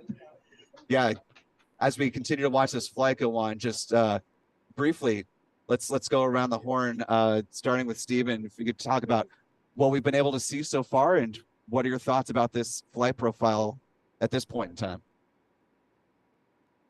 Really impressive. I think that seeing all 33 engines firing throughout the boost burn of the Super Heavy, that was a huge thing to see, a big step forward. Hot staging appeared to work as designed. That was really impressive. It was very obvious to see here visually. And I think they may have lost the booster. It looked like it did explode during that boost back burn or shortly after the boost back burn. But the ship still going down range. I think I've lost a visual of it, but any update there? Yeah, checking the SpaceX feed to see sort of where things stand. We're at T plus 5 minutes, 10 seconds. They do still have tracking views of ship from the ground traveling at a speed of about 3,800 kilometers per hour at an altitude of 90 kilometers. So ship still flying, and you can see here on your screen. It's past 11,000. So assuming all continues nominally for ship, we very well may see a splashdown off the coast of Hawaii as was intended for the nominal flight profile of this part of the mission. So while we had a bit of a hiccup with the booster, and I've still got quite a bit for SpaceX to be extremely proud of. Zach, how are you feeling about, getting to see the big item that we were watching for? We saw hot staging carry on successfully, and now ship is sailing. Man, I would say that was insanely impressive. Like, you can't ask for a better improvement on the first flight than that. Obviously, we're gonna have to wait and see what the pad looks like, but I mean, man, that booster performed flawlessly. I guess I wasn't really watching the actual live stream on SpaceX's side, but I guess they have had all 33 engines the entire time. So, man, going from having 3 engines out on the last static fire to having all 33 that time and reaching stage separation, I mean, that thing jumped off the pad. Wow. I mean, you can't really ask for a better second launch than that. Obviously, it did seem like we lost the booster, but, who cares? As long as the ship gets to continue on, at least they're getting data on the ship this time. So, I guess on my side, the only sad part about losing the booster is, I think that means that's going to push out one extra launch for when we should expect to see like the first attempt of them trying to catch the booster with the integration tower. But that's okay. We're making progress, and this is I'm sure the SpaceX team is really excited right now. Want to note where we are Yeah. in the count. It's T plus 7 minutes, 21 seconds. The next milestone that we're expecting here is Starship engine cutoff at T plus 8 minutes, 33 seconds. But by the graphic on the bottom of the SpaceX feed, it appears that all 6 engines on ship are continuing to burn nominally from our perspective. And as Stephen noted, ship has crossed the Kármán line. So SpaceX has now reached space with ship for the first time. Pretty big milestone, Marcus. Yeah, look, we're past 22,000. We're nearly there. You can see just how little propellant there is left. You know, this is designed to only just get there. So again, we're very curious to see if it can just get to that designated spot. Marcus, I'm a bit out of the loop. Is this are they winning with the first Engine shutdown. Methalox engine to orbit? Engine shutdown there. Hopefully it was planned. It looks like it. Sorry, Zach, what was that? So I'm a little out of the loop. You would know this better than me. Is Starship now the first Methalox rocket in orbit, or did China beat them? I'm not sure. Yeah, China sort of had one, but I mean, this is actually arguably orbital. I've always argued this is still kind of orbital, but this is all looking great. They're just saying, yeah.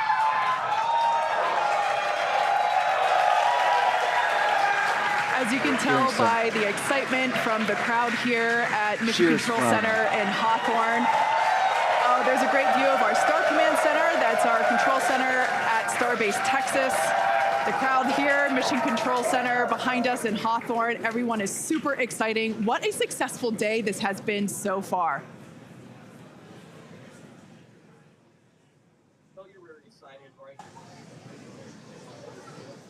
Well, I mean, it was supposed to be a little early, but I don't know how early. I would have thought it would have been just a little faster. Yeah, it looked like it But maybe came not. about And I mean, 8 up to minutes, this point, 17 seconds major into flight. So that successful was milestones just through about hot 15 staging, which was seconds the early. big objective today. We'll see how much that may or may not impact the rest of the flight of ship. So Just awaiting we are going to acquisition of head signal. into the coast phase planned for the next about hour and 5 minutes. We'll be returning around the T plus 1 hour and 15-minute mark. And that's while we're waiting for Starship to continue on to its next step for reentry. We're not totally sure what video we're going to get. And that video comes normally by overflying ground stations, but we don't have a ton along our flight path. So fingers crossed that we will get some via Starlink on this mission since we're testing that out. Of course, we certainly hope that we'll be able to see some of those onboard views of And also give us Starship. a moment. We are hearing some chatter on the net, so we're going to try to parse that for you.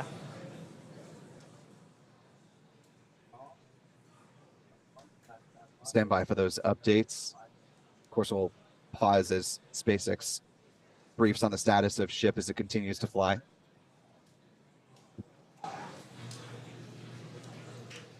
Now approaching 11 minutes into flight.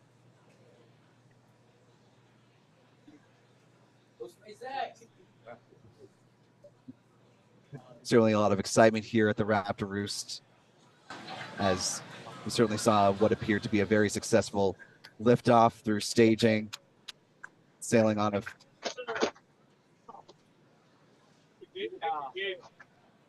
Dude, that's sailing on a straight ship here. flawless.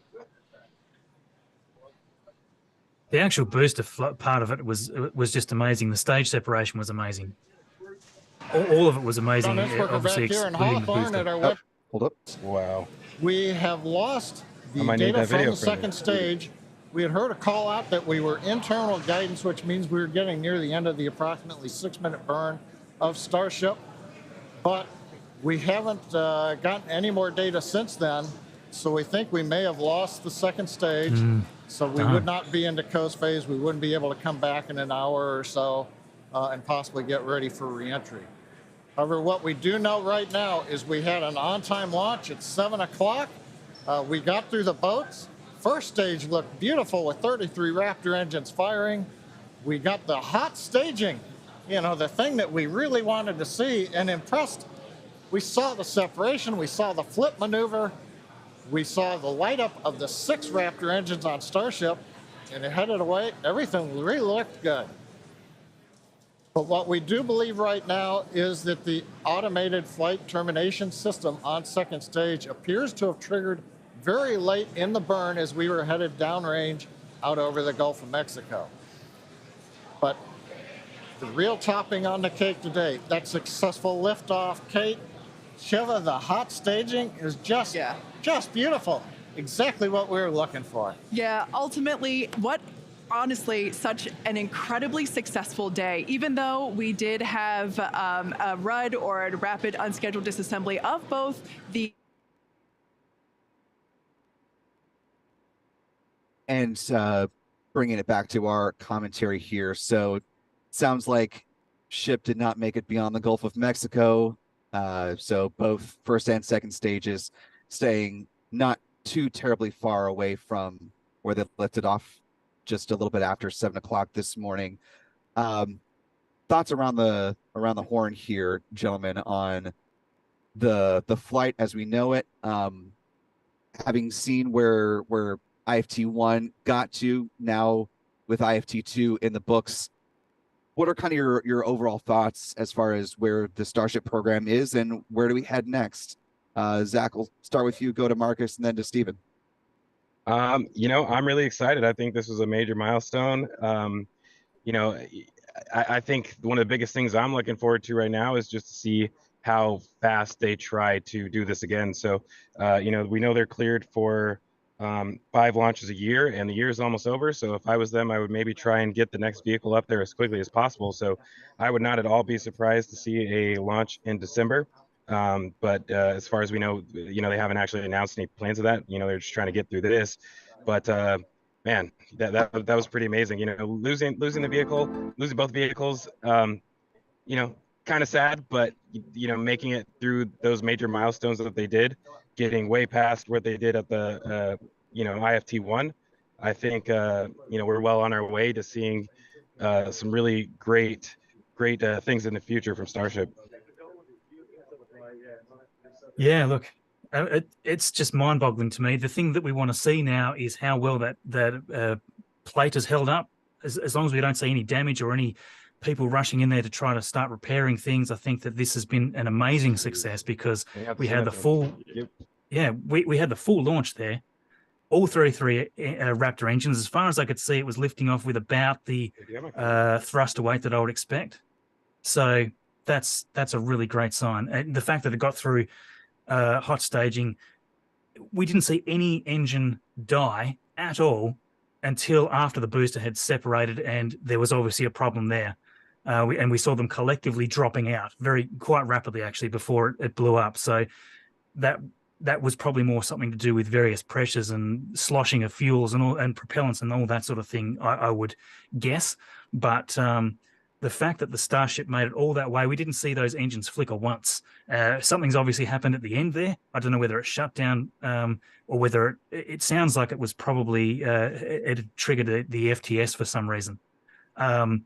But the fact that it got that far, I mean, I would have been thrilled to see it go past stage set, but getting almost, or very, very close there to orbital velocity, 24,000 is very, very close. Only a few more seconds and they would have had that. So not sure what happened there, but it's amazing. I'm absolutely ecstatic about it. Stephen, getting to be up close with this launch as we were for IFT1. This is my first time seeing Starship launch in person. It was quite something, and as you mentioned, it was even more impactful, I think, as far as just a sheer noise and rumble environmental impact compared to SLS over at NASA's Kennedy Space Center. What was your takeaway from both seeing it launch and just the point at which it got to in its flight? It was great to see it, with clear skies. That was a big thing. The difference between this launch and the one in April is we saw it for more than 20 seconds. And I was looking through my viewfinder on my camera with a 600 millimeter lens, maybe 30, 40 seconds after launch. And I could see through the viewfinder that all 33 engines were firing. And I was like, that's a really good sign. If it's 40 seconds in, all 33 engines firing, means it got off the pad with all 33 firing. And it looks like all 33 were burning for the full duration on the booster until that hot staging event. And we were able to track Starship downrange for 5 or 6 minutes, I think, until it kind of flew into the sun glare. And this, SpaceX has to walk away from this feeling really good, because they achieved a lot today. It'll be interesting, like Zach was talking about a few minutes ago, where they go from here.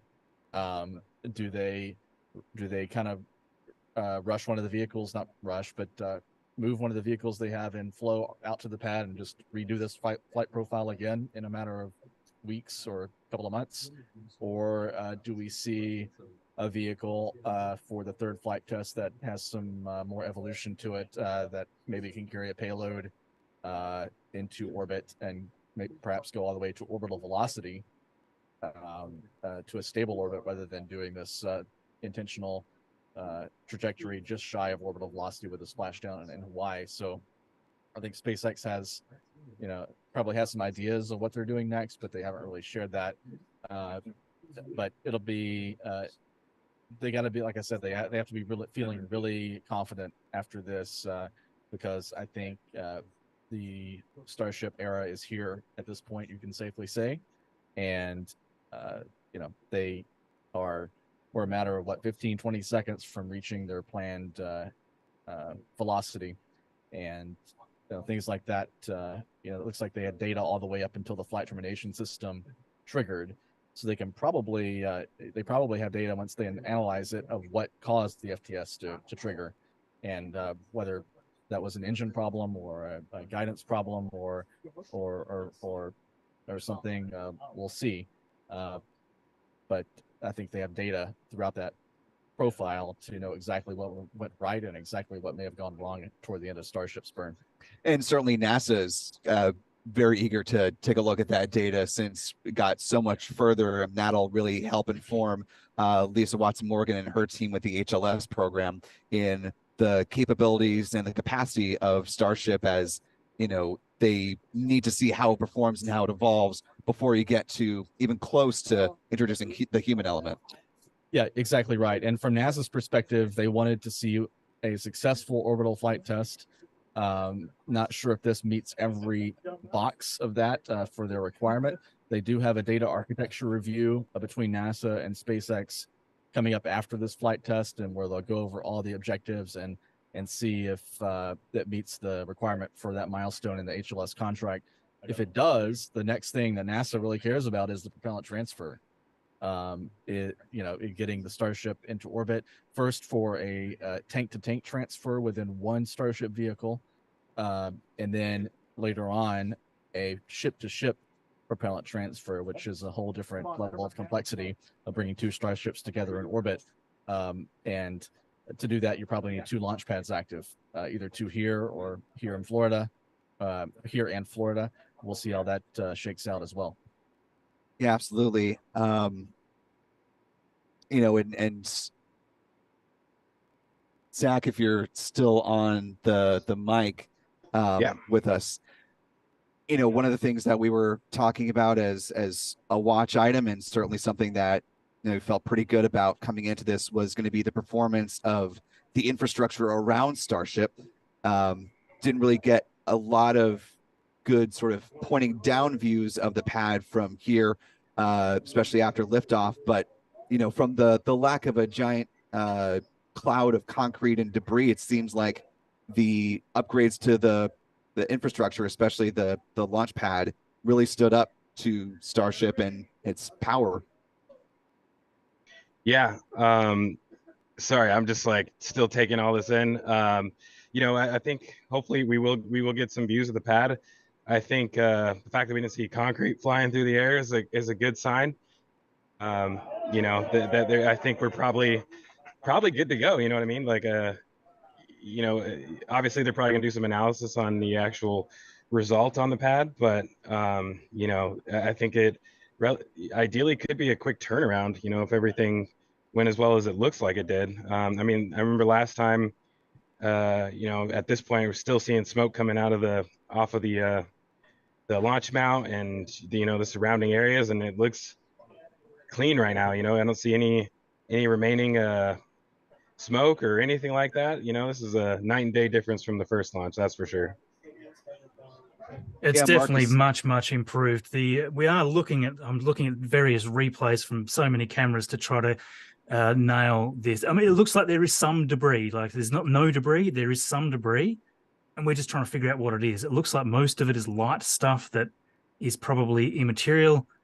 There was quite a couple of little hefty chunks of something that did go flying at some point, but if anything, I would hope that that's probably outer concrete from outside the steel plate system. If anything, that's probably a worst case scenario in my very amateur opinion right now. So yeah, there was a little bit of stuff flying, but certainly absolutely night and day between the first launch. I think this was incredibly successful. Yeah, and Marcus, now that we sort of have a gauge of, what SpaceX was able to accomplish, obviously very preliminary, just sort of seeing with our own eyes. We don't have, hard data to really mine at this point. But going to Stephen's point earlier, how do you imagine SpaceX is going to be looking at its next test flight of Starship? Do you think they might push to the point of trying to reach true orbital velocity and get to that stage, or do you think they may try to repeat the same flight profile of this mission and get to the point where we go through a fully successful launch profile that they were attempting for today? Yeah, look, I think given that they really didn't make it to orbit as far as we can tell, or to their designated target, because it wasn't quite orbital anyway, it was going to be just shy of it. But considering it didn't get there, they've really got no data on how well that engine cutoff would have been had it have been the proper planned one, and anything like that. They're certainly not going to have any re-entry data on how it was able to be controlled. So I don't see that they would have much more choice but to try to repeat the similar sort of flight. If anything, I think that the booster explosion, that's, if anything, is going to raise flags. It'd be, okay, why did that happen and how dangerous was it? There's probably going to need to be a report done on that event before they're happy to let it go again, because remember, this isn't just flying to stage SEP, it's coming back quite close to land, and they intended for this to come back eventually and land at the tower. So they're probably going to want a good idea on what happened there with the booster primarily. And apart from that, as long as that pad's held up well and we don't see any significant damage to it, I don't see why this couldn't be flying again pretty quickly. I'd probably be skeptical the same. I suspect there's probably still going to need to be a typical anomaly investigation, maybe with the booster, but I might be wrong on that. Yeah, that was going to be sort of where I wanted to take the conversation next, which is what comes next.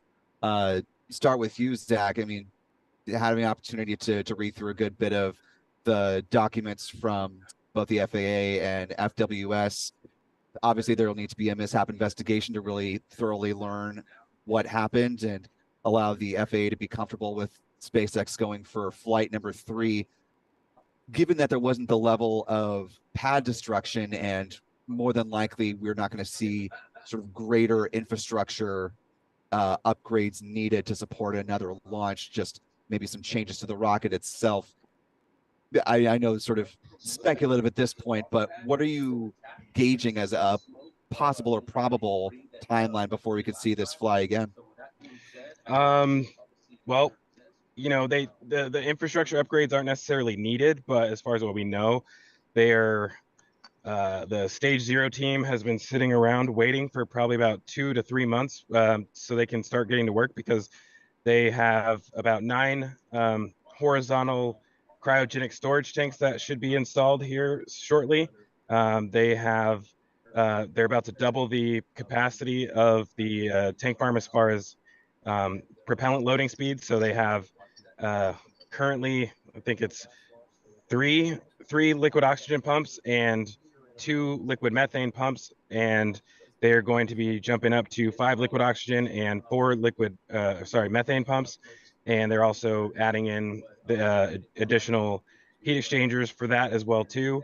So I think they're going to want to get those upgrades in as quickly as possible. They, like I said, have been waiting around to be able to do that. So I think that could be a limiting factor, like how quickly they're able to do that. But as far as the actual like ground testing campaign, we know that they're only going to do 2 static fires potentially, if even that, like at least 1 static fire for the booster. You know, the ground testing campaign should be way faster than it has been at any other, you know, from the first launch to this launch. I think it's not unrealistic for a month or 2, but as you were saying, you know, that mishap investigation or whatever is probably going to be the bigger limiting factor than infrastructure or the actual vehicle itself. And I think the great thing's been those engines, though, like those 33. NASA was there. We've already heard this. NASA was there to really make sure that they were improving on that reliability of the engines. And, you know, with the exception of the booster coming back there and starting to lose out, it just seems the launch itself was flawless, absolutely flawless as far as I can see. Agreed. Incredible. Absolutely incredible.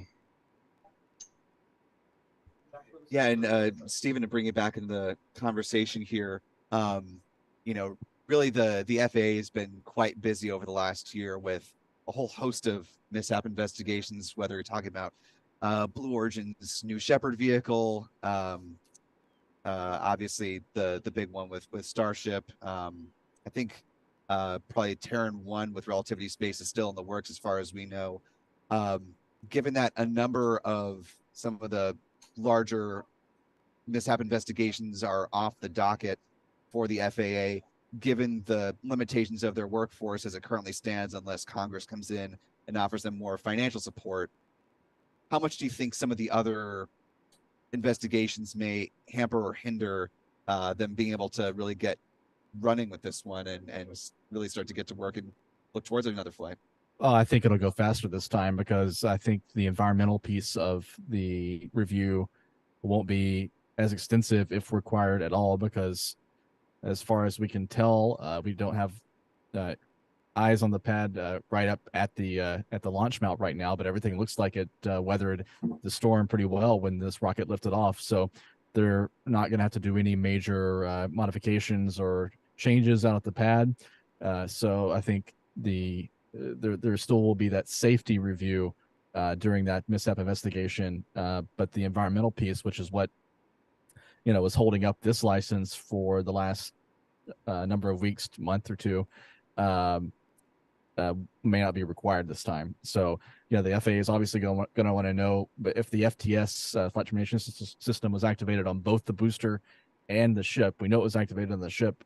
It may have been activated on the booster. That's certainly going to require some scrutiny from the FAA. They're going to want to be involved in that mishap investigation. But I think it'll be primarily focused on the public safety and not the environmental aspects that were the final things that held up this launch date. Yeah, that's the perfect answer, I think. I was just going to ask, to that point, do you think that even though there's not the environmental component to this, that they may be able to step through it quickly, as it seemed, just looking at the mishap on New Shepard, obviously very different vehicle intended to be suborbital, but that mishap investigation, even though there didn't necessarily need to be a full environmental review on that one, but that one lasted well over a year before that one wrapped up. In your estimation, what do you think would allow this mishap investigation to move faster and hopefully get to a third flight of Starship by, somewhere in early 2024, if not, super late 23?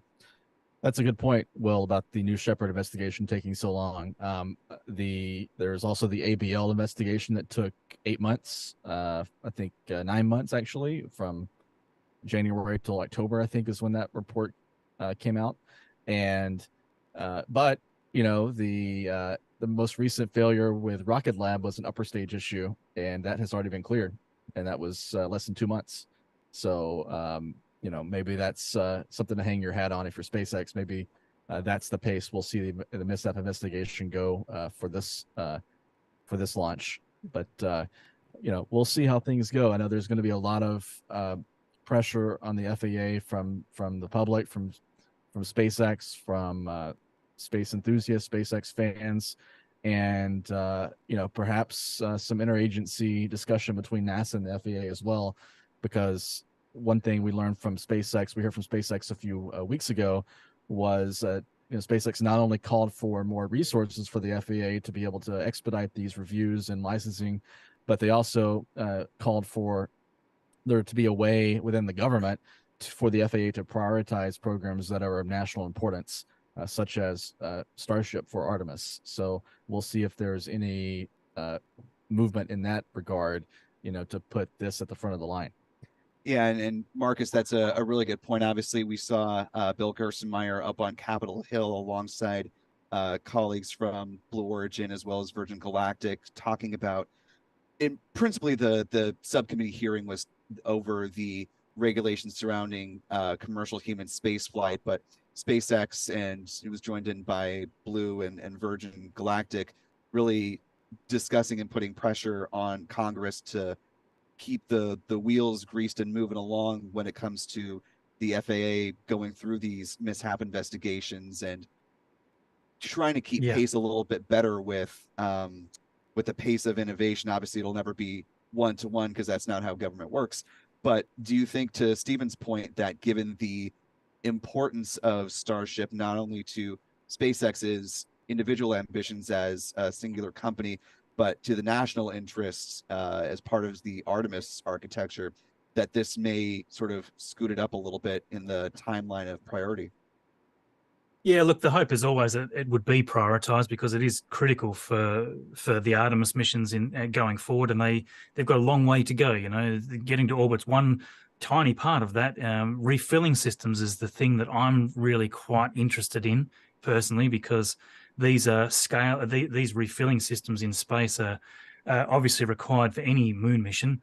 And again, we don't have the numbers for the dry mass of this vehicle yet, and that's always going to be very handy for me to be able to see what the performance would be. How much delta V do they need? What sort of orbit do they need to be in before they could actually leave with a fully fueled ship? These are all really interesting questions. We just don't have the data to answer any of these questions or even speculate usefully on them. So what I really feel is that they will probably be accelerated through this process, especially since there's been as far as I can see, there's been no reasonable concerning damage at the site. A bit early to maybe make that claim, but I would think that they'll be very rapidly now getting the upgrades done to the tank farm with the new propellant turbines and whatnot. I think they'll be grabbing the next booster and ship in line, and they'll be testing them rapidly.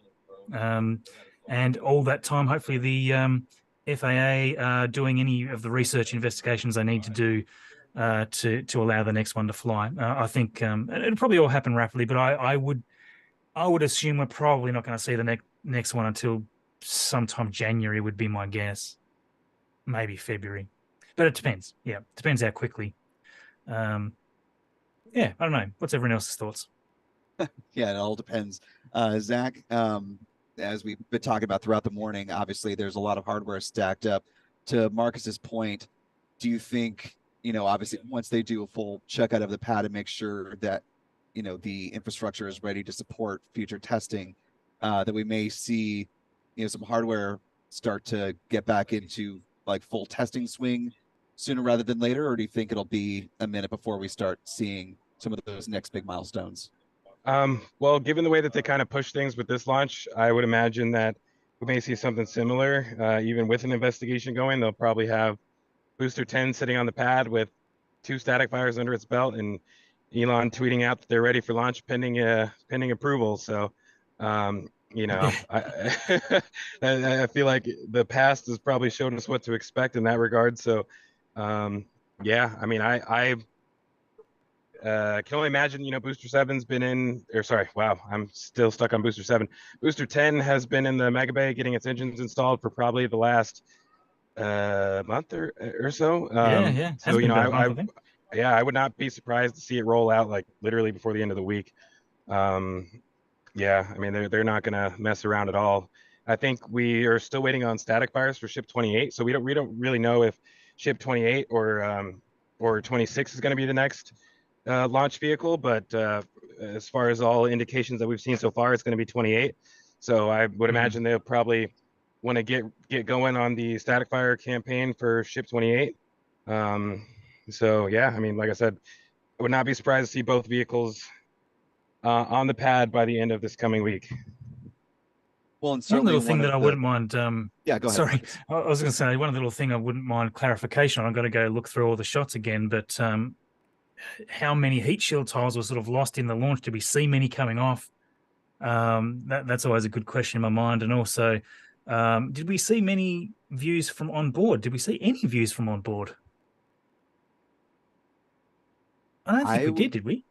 I will have to go back and look at the feed again. I want to say no, but I obviously don't want to be definitive until we've had a chance to really go back and check the tape. I'm just sort of scrubbing quickly through the live stream here.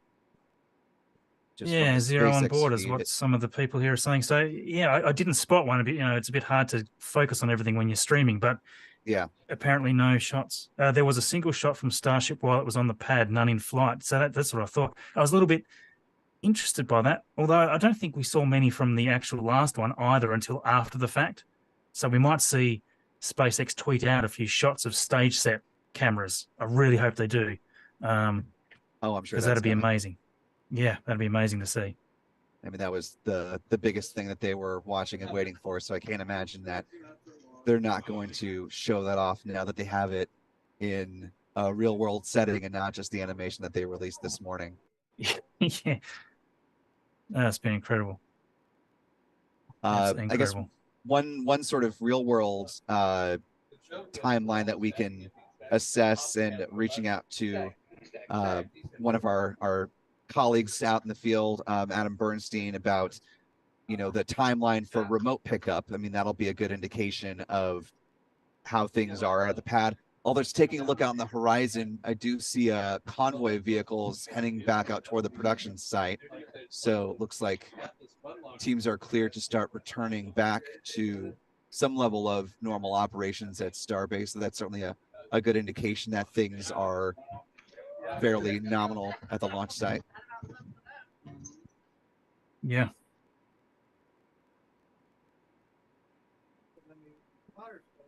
We're just taking a look at the launch replay here on your screen.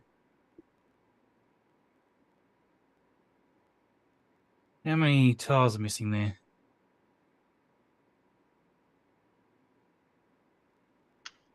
You see at least one dot that could potentially be a missing tile, but it's really hard to tell at vantage point.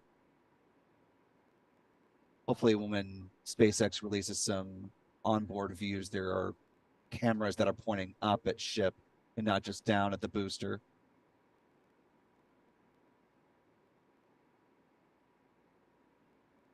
Yeah, I mean, you can sort of see while they dim those cameras, they sort of reduce the exposure to try to see what's going on with all the engines. But yeah, it was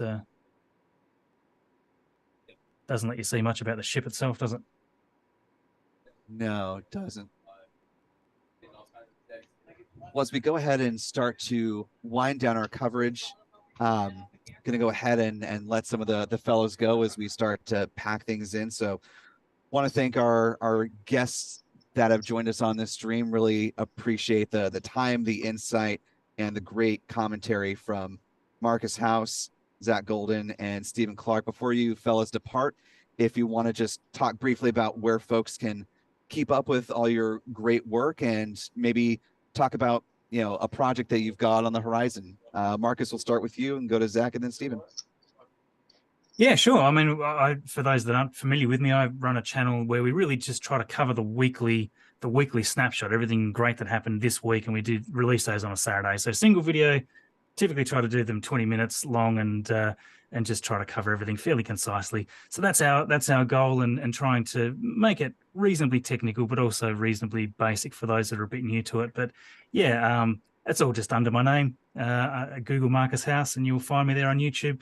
Absolute pleasure. We're sort of just excruciatingly close to 500,000 subscribers, and I can't quite get there. So yes, anybody that's not subscribed that likes watching what we do, we are right there. But yes, thank you very much for the invite. It's been awesome being here, and seeing all the people in chat from all around the world. Just amazing. It amazes me, this community. It really does. Every time I get to be a part of anything live like this. So yeah, thank you everybody, and thanks for the invite.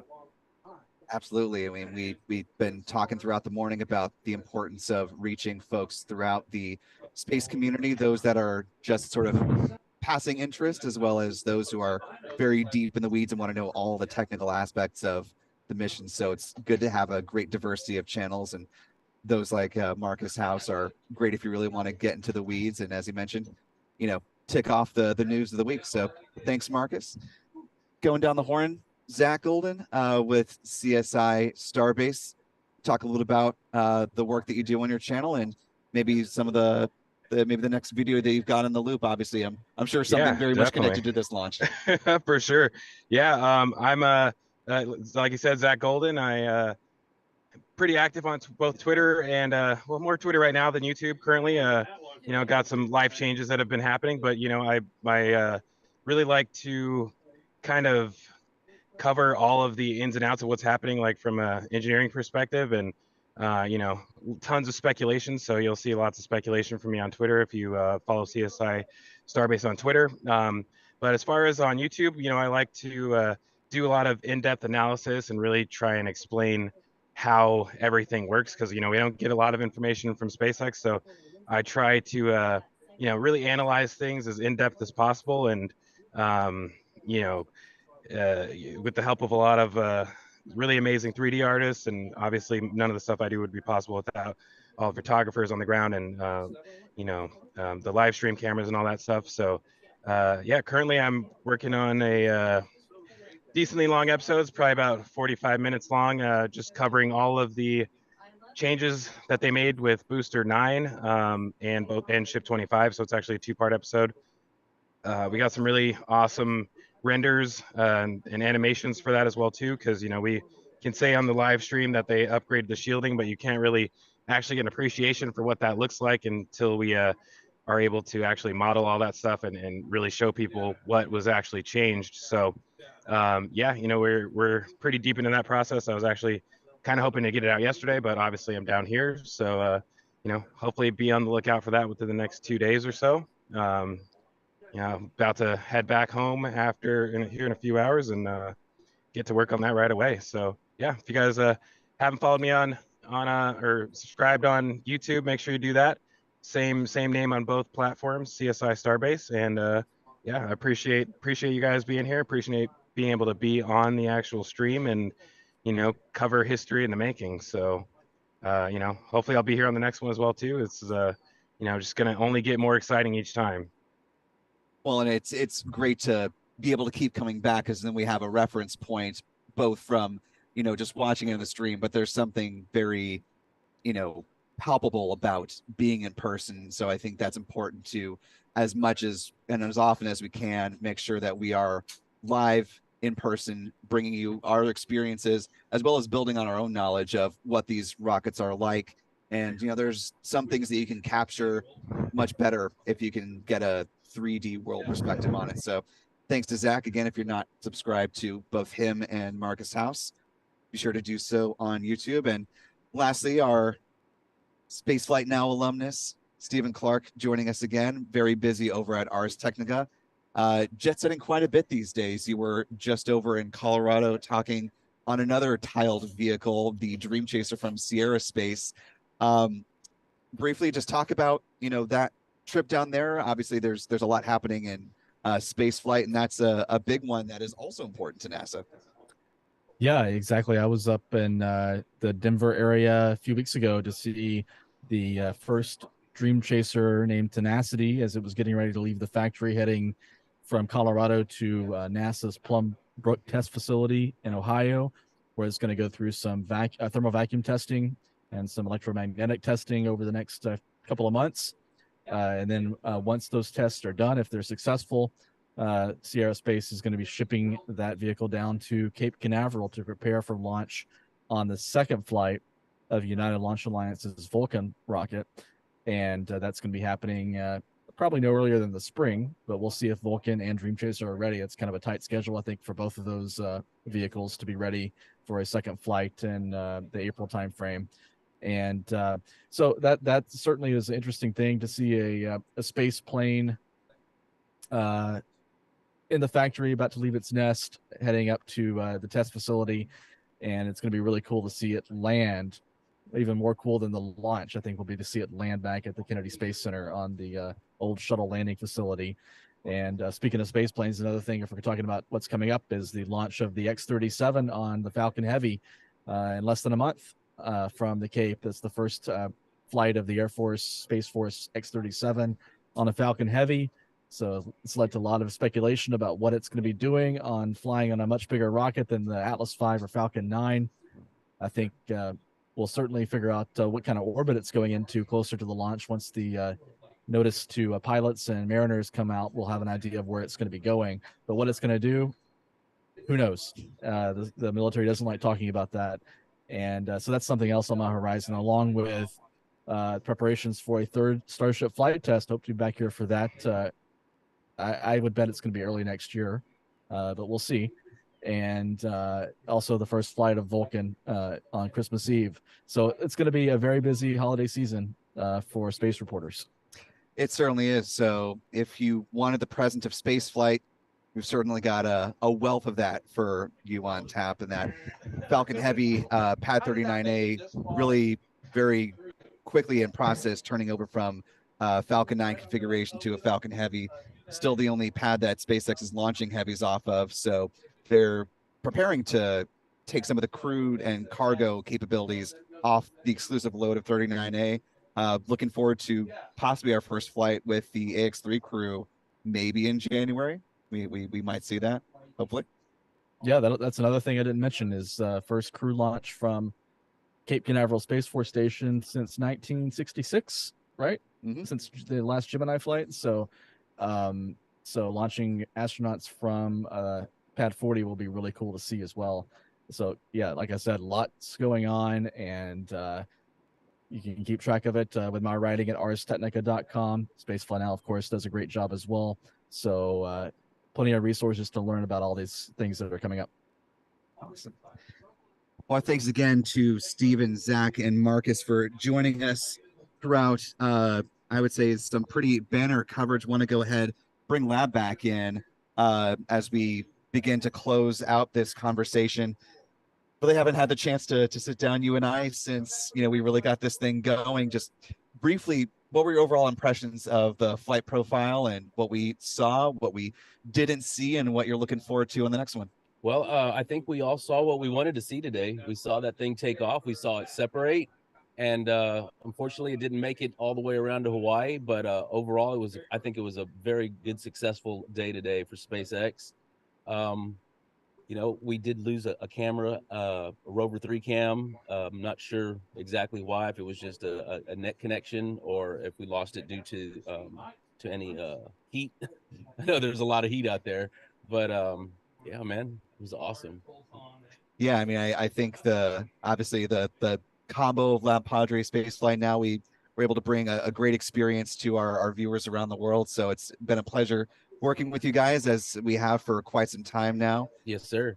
Do have a few more super chats to go through if you want to tackle those with me as we get ready to wrap things up. But of course, want to acknowledge the folks that have been supporting us. So we'll pass it back and forth as we thank some of you who have been supporting us throughout the course of this operation. Yes, sir. We got Sharpie in with $10 super chat for all the work you do, LabPadre.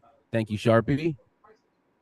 Moving on down the road, SG, one of our regulars, joining us for live launch coverage with a $40 super chat.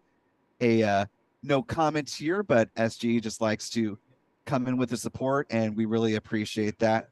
Good to see you as always. Wow, we have $199.99 USD super chat. Let's go. Thanks for your hard work. That's Bond Urch. Thank you very much for that generous super chat. Yeah, thank you so much, Bond Urch. Really appreciate the support. Moving on down, Sven Lutgemeyer, apologies if I mispronounced that, but with a €5 super chat says, thanks for all your great streams over to LabPadre, and you guys do some great work. All right. And we have Calum. He's one of our camera operators for the Gator Cam out at Port Canaveral. 10 pounds, pound sterling, root beer for commentators to wet their whistles. Thank you, Calum. Yeah, I'm certainly a mug root beer fan myself, so I think a tall, frosty glass of root beer sounds pretty nice right about now. Yes, sir. And we've been using our voices quite a bit. Yeah. Moving on down, JK Video with a $10 super chat donation. Thank you so much, JK. And we have Alan Hart in the house, $49.99. Love the addition of House and Golden to broadcast team. Yes, we love Zach and Marcus House. Love to have them as part of our commentary. And wasn't part of this particular comment, but also getting to bring Stephen Clark into the fold was definitely a treat. So appreciate him being with us as well. Mutinous Mike with a 10-pound sterling donation. Go Starship, and it sure did go. Yeah. All right, we have Jim Edgar with $30. Jim Edgar and Lisa Bean have been up all morning in Seattle for the launch. Thank you, Jim, for Jim and Lisa for hanging out with us this morning. Glad y'all got to see what we got to see. What a day. I know my mom, I made sure she knew when the stream was starting. It was going to be an early morning. She's also on the West Coast in California, so hopefully the launch was enjoyed by folks up and down the West Coast of the United States and around the world as well. Net Lawyer DC with a $10 super chat. Thank you so much, Net Lawyer. Really appreciate you being with us this morning and for your support. All right, we have Martha Johnson with $20 super chat. Fly high, Starship. Yes, she did fly. Thank you so much, Martha. Moving on down here, Kanjo Dan 69 with a $25 super chat. Simple message, but a pertinent one. Let's go. All right, we have George Nicholas in the house with £49.99 sterling. Great coverage, guys. Thanks also to Marcus for dropping his weekly a day early. Thank you, George. John Doan with a $20 super chat. This obviously coming in before liftoff or right about liftoff, saying time to rock and roll. And boy, you know, this was the first time I saw Starship launch in person, and I will say that the rocking was certainly well earned by this rocket. Yes, sir, John. Thank you very much. Also known as Hank Hill, my brother from another mother down on South Padre Island. Thank you very much, John. And we have Shill Herdenix Dan. I think it's a School of Hard Knocks. Oh, School of, okay. There we Chucking go. it together. Okay, School of Hard Knocks Dan. I never put that together. I've been seeing him for quite some time. Thank you, Will. $25 US. Thank you for the front row seats, Lab. You're most welcome, School of Hard Knocks Dan. And we have Conservative Space Nerd with a less than conservative $20 super chat donation. Says officially the largest rocket launched now, right? Well, yeah, I guess since they added the hot staging ring, it's a little bit taller than the last time they launched the integrated Starship. So yes, it would be now the largest rocket ever launched. We'll take it. Thank you, Space Nerd. All right, we have Sasha Shakalova, $20 US. So very close, and yet so far. The launch, the hot stage, all in place. This show was grand, the ship, the start. Too bad the show was lost in space. Thank you, Sasha. Yeah, she likes to give us some little poems every now and then on the live streams. Much love, Sasha. Well, and having the name Will Robinson Smith, I will forever be linked to Lost in Space. So I will appreciate that one just in my heart. Thank you, Sasha. Mark Kidwell, $20 super chat. Says, great job. Thanks for your commentary, and thanks to Lab for all his efforts in bringing this to us. You're most welcome, Mark. Thank you. All right, we got Josh King with $9.99 USD. Definitely much better than the last flight. Congratulations to SpaceX. Go Starship. Yes, sir. And thank you to Josh for being one of our channel members. Appreciate that additional support as well. HK with a $5 super chat, which it looks like I skipped and went by really fast. Apologies, HK, but thank you so much for your support. Really, really appreciate you being with us this morning. All right, we got Don Rubottom with $19.99 US dollars.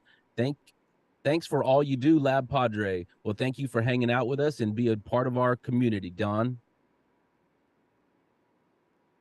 Landa Kahau with a $5 US super chat says, incredible work, guys, and hello, Marcus House. Love the great camera shots and the commentary of this amazing historical event. Keep up the great work. We certainly will. There's still lots more launch excitement left in 2023, and we're looking forward to bringing it all to you. All right, we have SG. I think that's the second time we might have seen him today. $5 US. Thank you very much, SG. SG is a silent donor. He's not typically one to leave a comment, but really appreciate the support. SG is always a reliable partner coming in the chat. And speaking of being a great partner, AV Will with a very generous $50 super chat. Simple message. Great job. Well, thank you very much. All right, we have Mel Roberts Harold with $1.99 USD. Doggone, missed this one. Oh, so sorry, Mel. Wish you could have watched it, but I'm sure we'll have it on a replay here. Yeah, Mel is one of our regulars on the live streams, and she's very diligent, bouncing back and forth between the Cape as well as up in Chicago. So maybe in transit on the way for Thanksgiving obligations. So yeah, Mel, we'll have between our channels lots of replay opportunities. So be sure to check back for that. Son of Sofaman with a $25 super chat just says, thanks for the great coverage and thanks for supporting us in this effort. Really appreciate that, Son of Sofaman. Yes, sir. I'm looking forward to hitting a sofa soon because it's been a long night and morning between Starlink in the midnight hours and getting ready for this, but it's been fun. This is why we do it. All right, we got Jolly Roger with $5 USD. Keep the root beer safe. It's always safe. I think it's time to get a keg this time. The root beer taps, they will be a-flowing. Mel with another $5 super chat says, still appreciate y'all working to bring these to us. Certainly happy to do that, Mel, and I know we'll be back before you know it. As a matter of fact, there is a Vandenberg Starlink launch later on today, so no rest for the weary. Oh, yeah. You have one more mission on tap. You have your hands full. The fun never stops. As I think we were saying earlier, as far as Florida time, this is going to be your third launch in one day. Yeah. Yeah, just after midnight, 8 o'clock on the East Coast. And I think the Vandenberg launch is around, I have to double check. I think it's 8 o'clock-ish on the West Coast. So what would that be? About 11 p.m. Eastern time. So really, really stretching the full length of that 24 hours. SpaceX is. All right, we have Roy in the house with $2. Thank you, Roy, for hanging out with us. It looks like you're one of Space Flight Now's guys. Master Race 1000 with a 900. Do you recognize that? I don't recognize that one. It was called that a 900 donation. Thanks you for, it says, great launch, great commentary. Really appreciate that. Thank you so much for being with us. It's been a fun live stream. Yes, sir. All right, we have Tex Drinkwater, $5. Thanks for the great coverage as always. Thank you for your generous support. And with that last one, I believe that is all of the super chats for now. Whew, it has been quite the banner morning. Really, really notching another piece of history, as Stephen was saying earlier. It feels very much like the era of Starship is not 100% firmly here because we haven't seen them launch a payload yet, but they're well on their way. Oh yeah, and judging by what we see at the launch pad right now, not a lot of damage. I did see some debris fly, maybe even some debris that was glowing a little bit on Rover 2 cam. But overall, I don't think we had much damage. And with that being said, I think we're going to see something here in early 2024. Certainly hope so. Obviously, we'll keep tabs with both SpaceX and the FAA as this mishap investigation gets underway and they process any updates that need to be made to the Starship vehicle that aren't already in work. Did have a couple super chats as we were chatting just now. Thanks to, I love this name, great reference to Jurassic Park there. Clever girl. With a 20 Australian dollar donation says, thank you, LabPadre and Spaceflight Now for the coverage. We'll never forget this moment in spaceflight history. And Thank you, being this clever is girl. my first Starship launch, I won't forget it, certainly. I bet you won't. All right. Run Crazy Dog, $20. Great coverage. Starship, go for orbit. Well, we almost got there, but maybe next time. Thanks, Run Crazy Dog. Yeah, as we were, talking in the round robin chat, it'll be interesting to see, once SpaceX is ready to go for its third fully integrated Starship flight, if they do decide to repeat this flight profile, or if they, make the call and decide, to try for an orbital mission. Yeah, like as I was saying before earlier, is with the mishap happening offshore, I don't think there's going to be as much of an investigation as there was this time around with so much debris last time.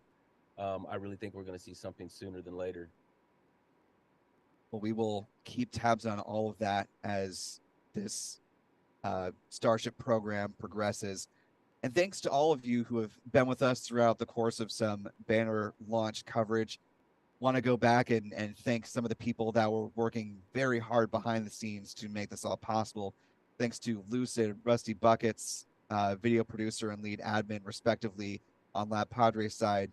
Chief, who's been on the roof of the Sapphire with Spaceflight Now, is Adam Bernstein, doing some great launch photography. Be sure to keep up with their social media profiles, as well as LabPadre and Spaceflight Now for launch photos, as well as some of our commentators who were on. I know Stephen Clark already posted a great photo from his telephoto lens. You can see the 33 Raptor engines burning bright as they ascended over the Gulf of Mexico. So lots of great launch photography to check out throughout the next several hours in the coming days.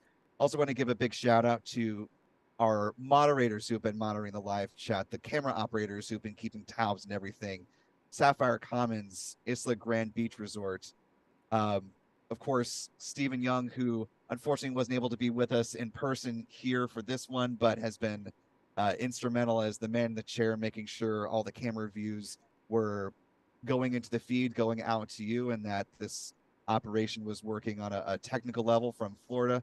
Obviously, LabPadre for supporting a lot of the technical aspects with the internet and power here. Obviously couldn't do that without those and having all the camera infrastructure that you guys have.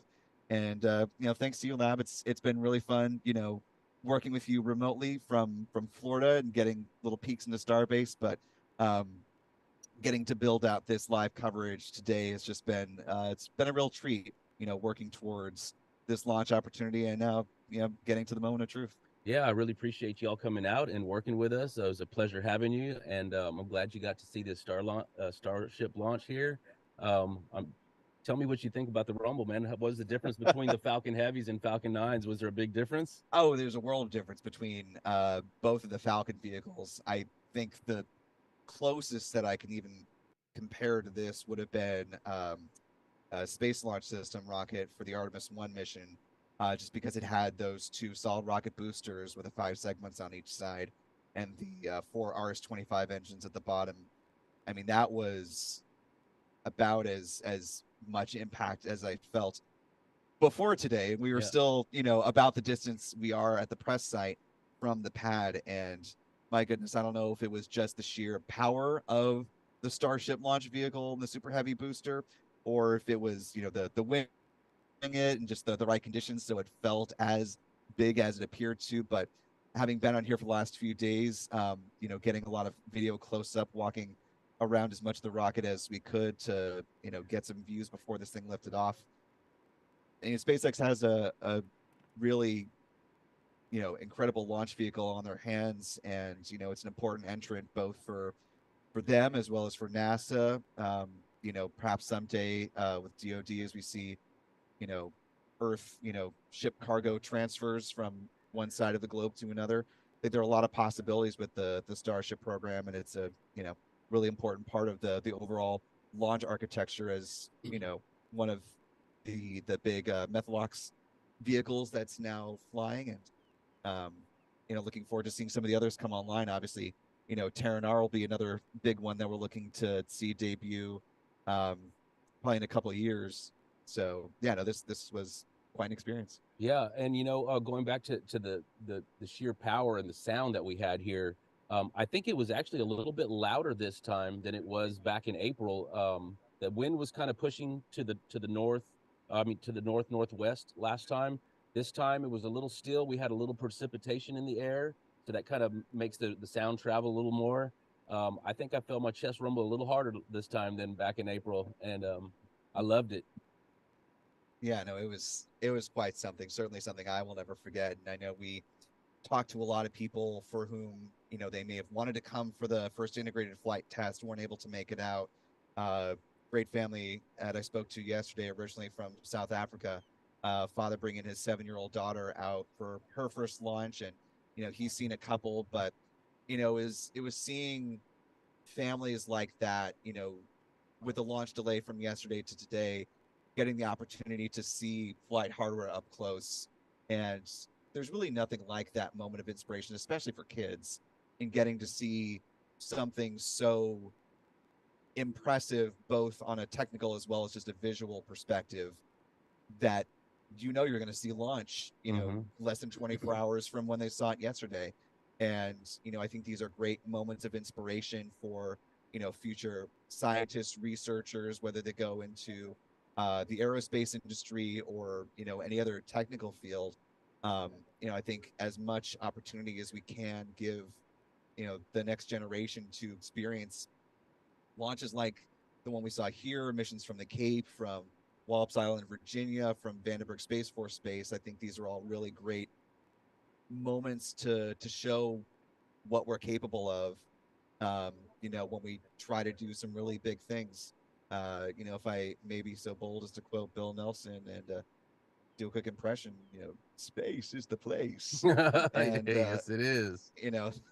There's a lot to account for that. So I think, the teams have to be really proud of what they accomplished and what's still on the horizon. Yes, sir. Talking about the children, we have a lot of teachers in classrooms that tap into our live streams every now and then for science classes and stuff. And I think it's a great opportunity for these kids to learn and be able to get so close to this right on the side of the road. I think it's wonderful that SpaceX allows them to get so close. And I believe they also have some little private little meetings with them that they let them come through and check things out in the production facility. Special shout out to SpaceX for that. Yeah, and there are NASA installations and private aerospace companies all around the country that are doing similar things, and it's important to reach into places like Stephen was just mentioning, Tenacity, the Dream Chaser space plane from Sierra Space, now going to Ohio. Obviously there are facilities all around the country. You've got Stennis in Mississippi, Michoud down in Louisiana. You've got Ames, the Jet Propulsion Lab, and that's not to say anything about all the other launch companies. I mean, if you just look up in Pittsburgh, where they have the Moonshot Museum, where you have a glass plane or glass pane looking into the clean room for Astrobotic, where up until a couple of weeks ago, you could see the Peregrine lunar lander that's going to be flying on the first Vulcan launch. And right now they've, got views inside as they work on the Griffin lander, which will launch the Viper mission for NASA in late 2024. So like you were saying, having all of these unique opportunities around the country and increasingly around the globe to bring people that are maybe not necessarily currently in aerospace, maybe will never be in aerospace, but just to get a chance to experience, what may seem far beyond reach in one sense, but really, the opportunity is all around us, and it can be a great moment to inspire some young people. So it's cool to see. Yeah, and even some older people, and for instance, my wife, she's not really into space and in rockets and stuff, but after she witnessed her first launched back here in 2020 with a SN8. It rocked her world. She can't get enough of it now. There's nothing like the first time you see a launch in person to just, proverbially light a fire under you. Just like the very first time. Exactly. Oh, wow.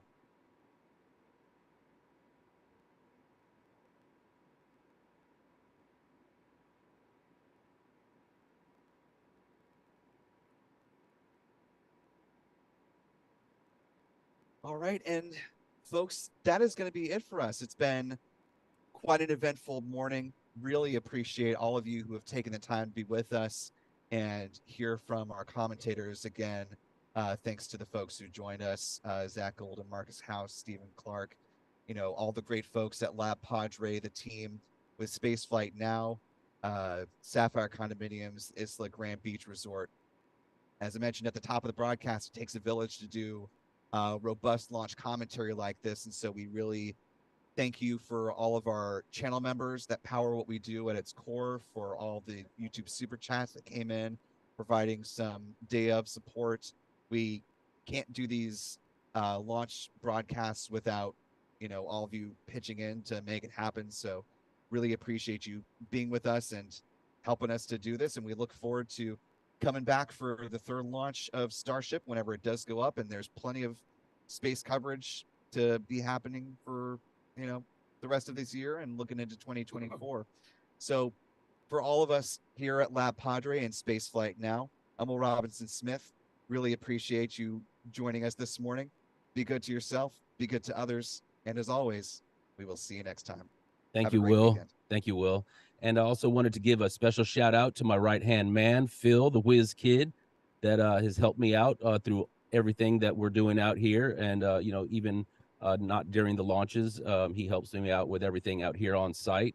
And I'd like to once again thank everybody for hanging out with us and watching this stream with us. It was a pleasure hosting and having you all. Also, I didn't get to also thank Zach and Marcus House and Stephen Clark for being with us. And of course, Stephen Young, once again, for making it happen behind the scenes. And with that, LabPadres shutting her down and out.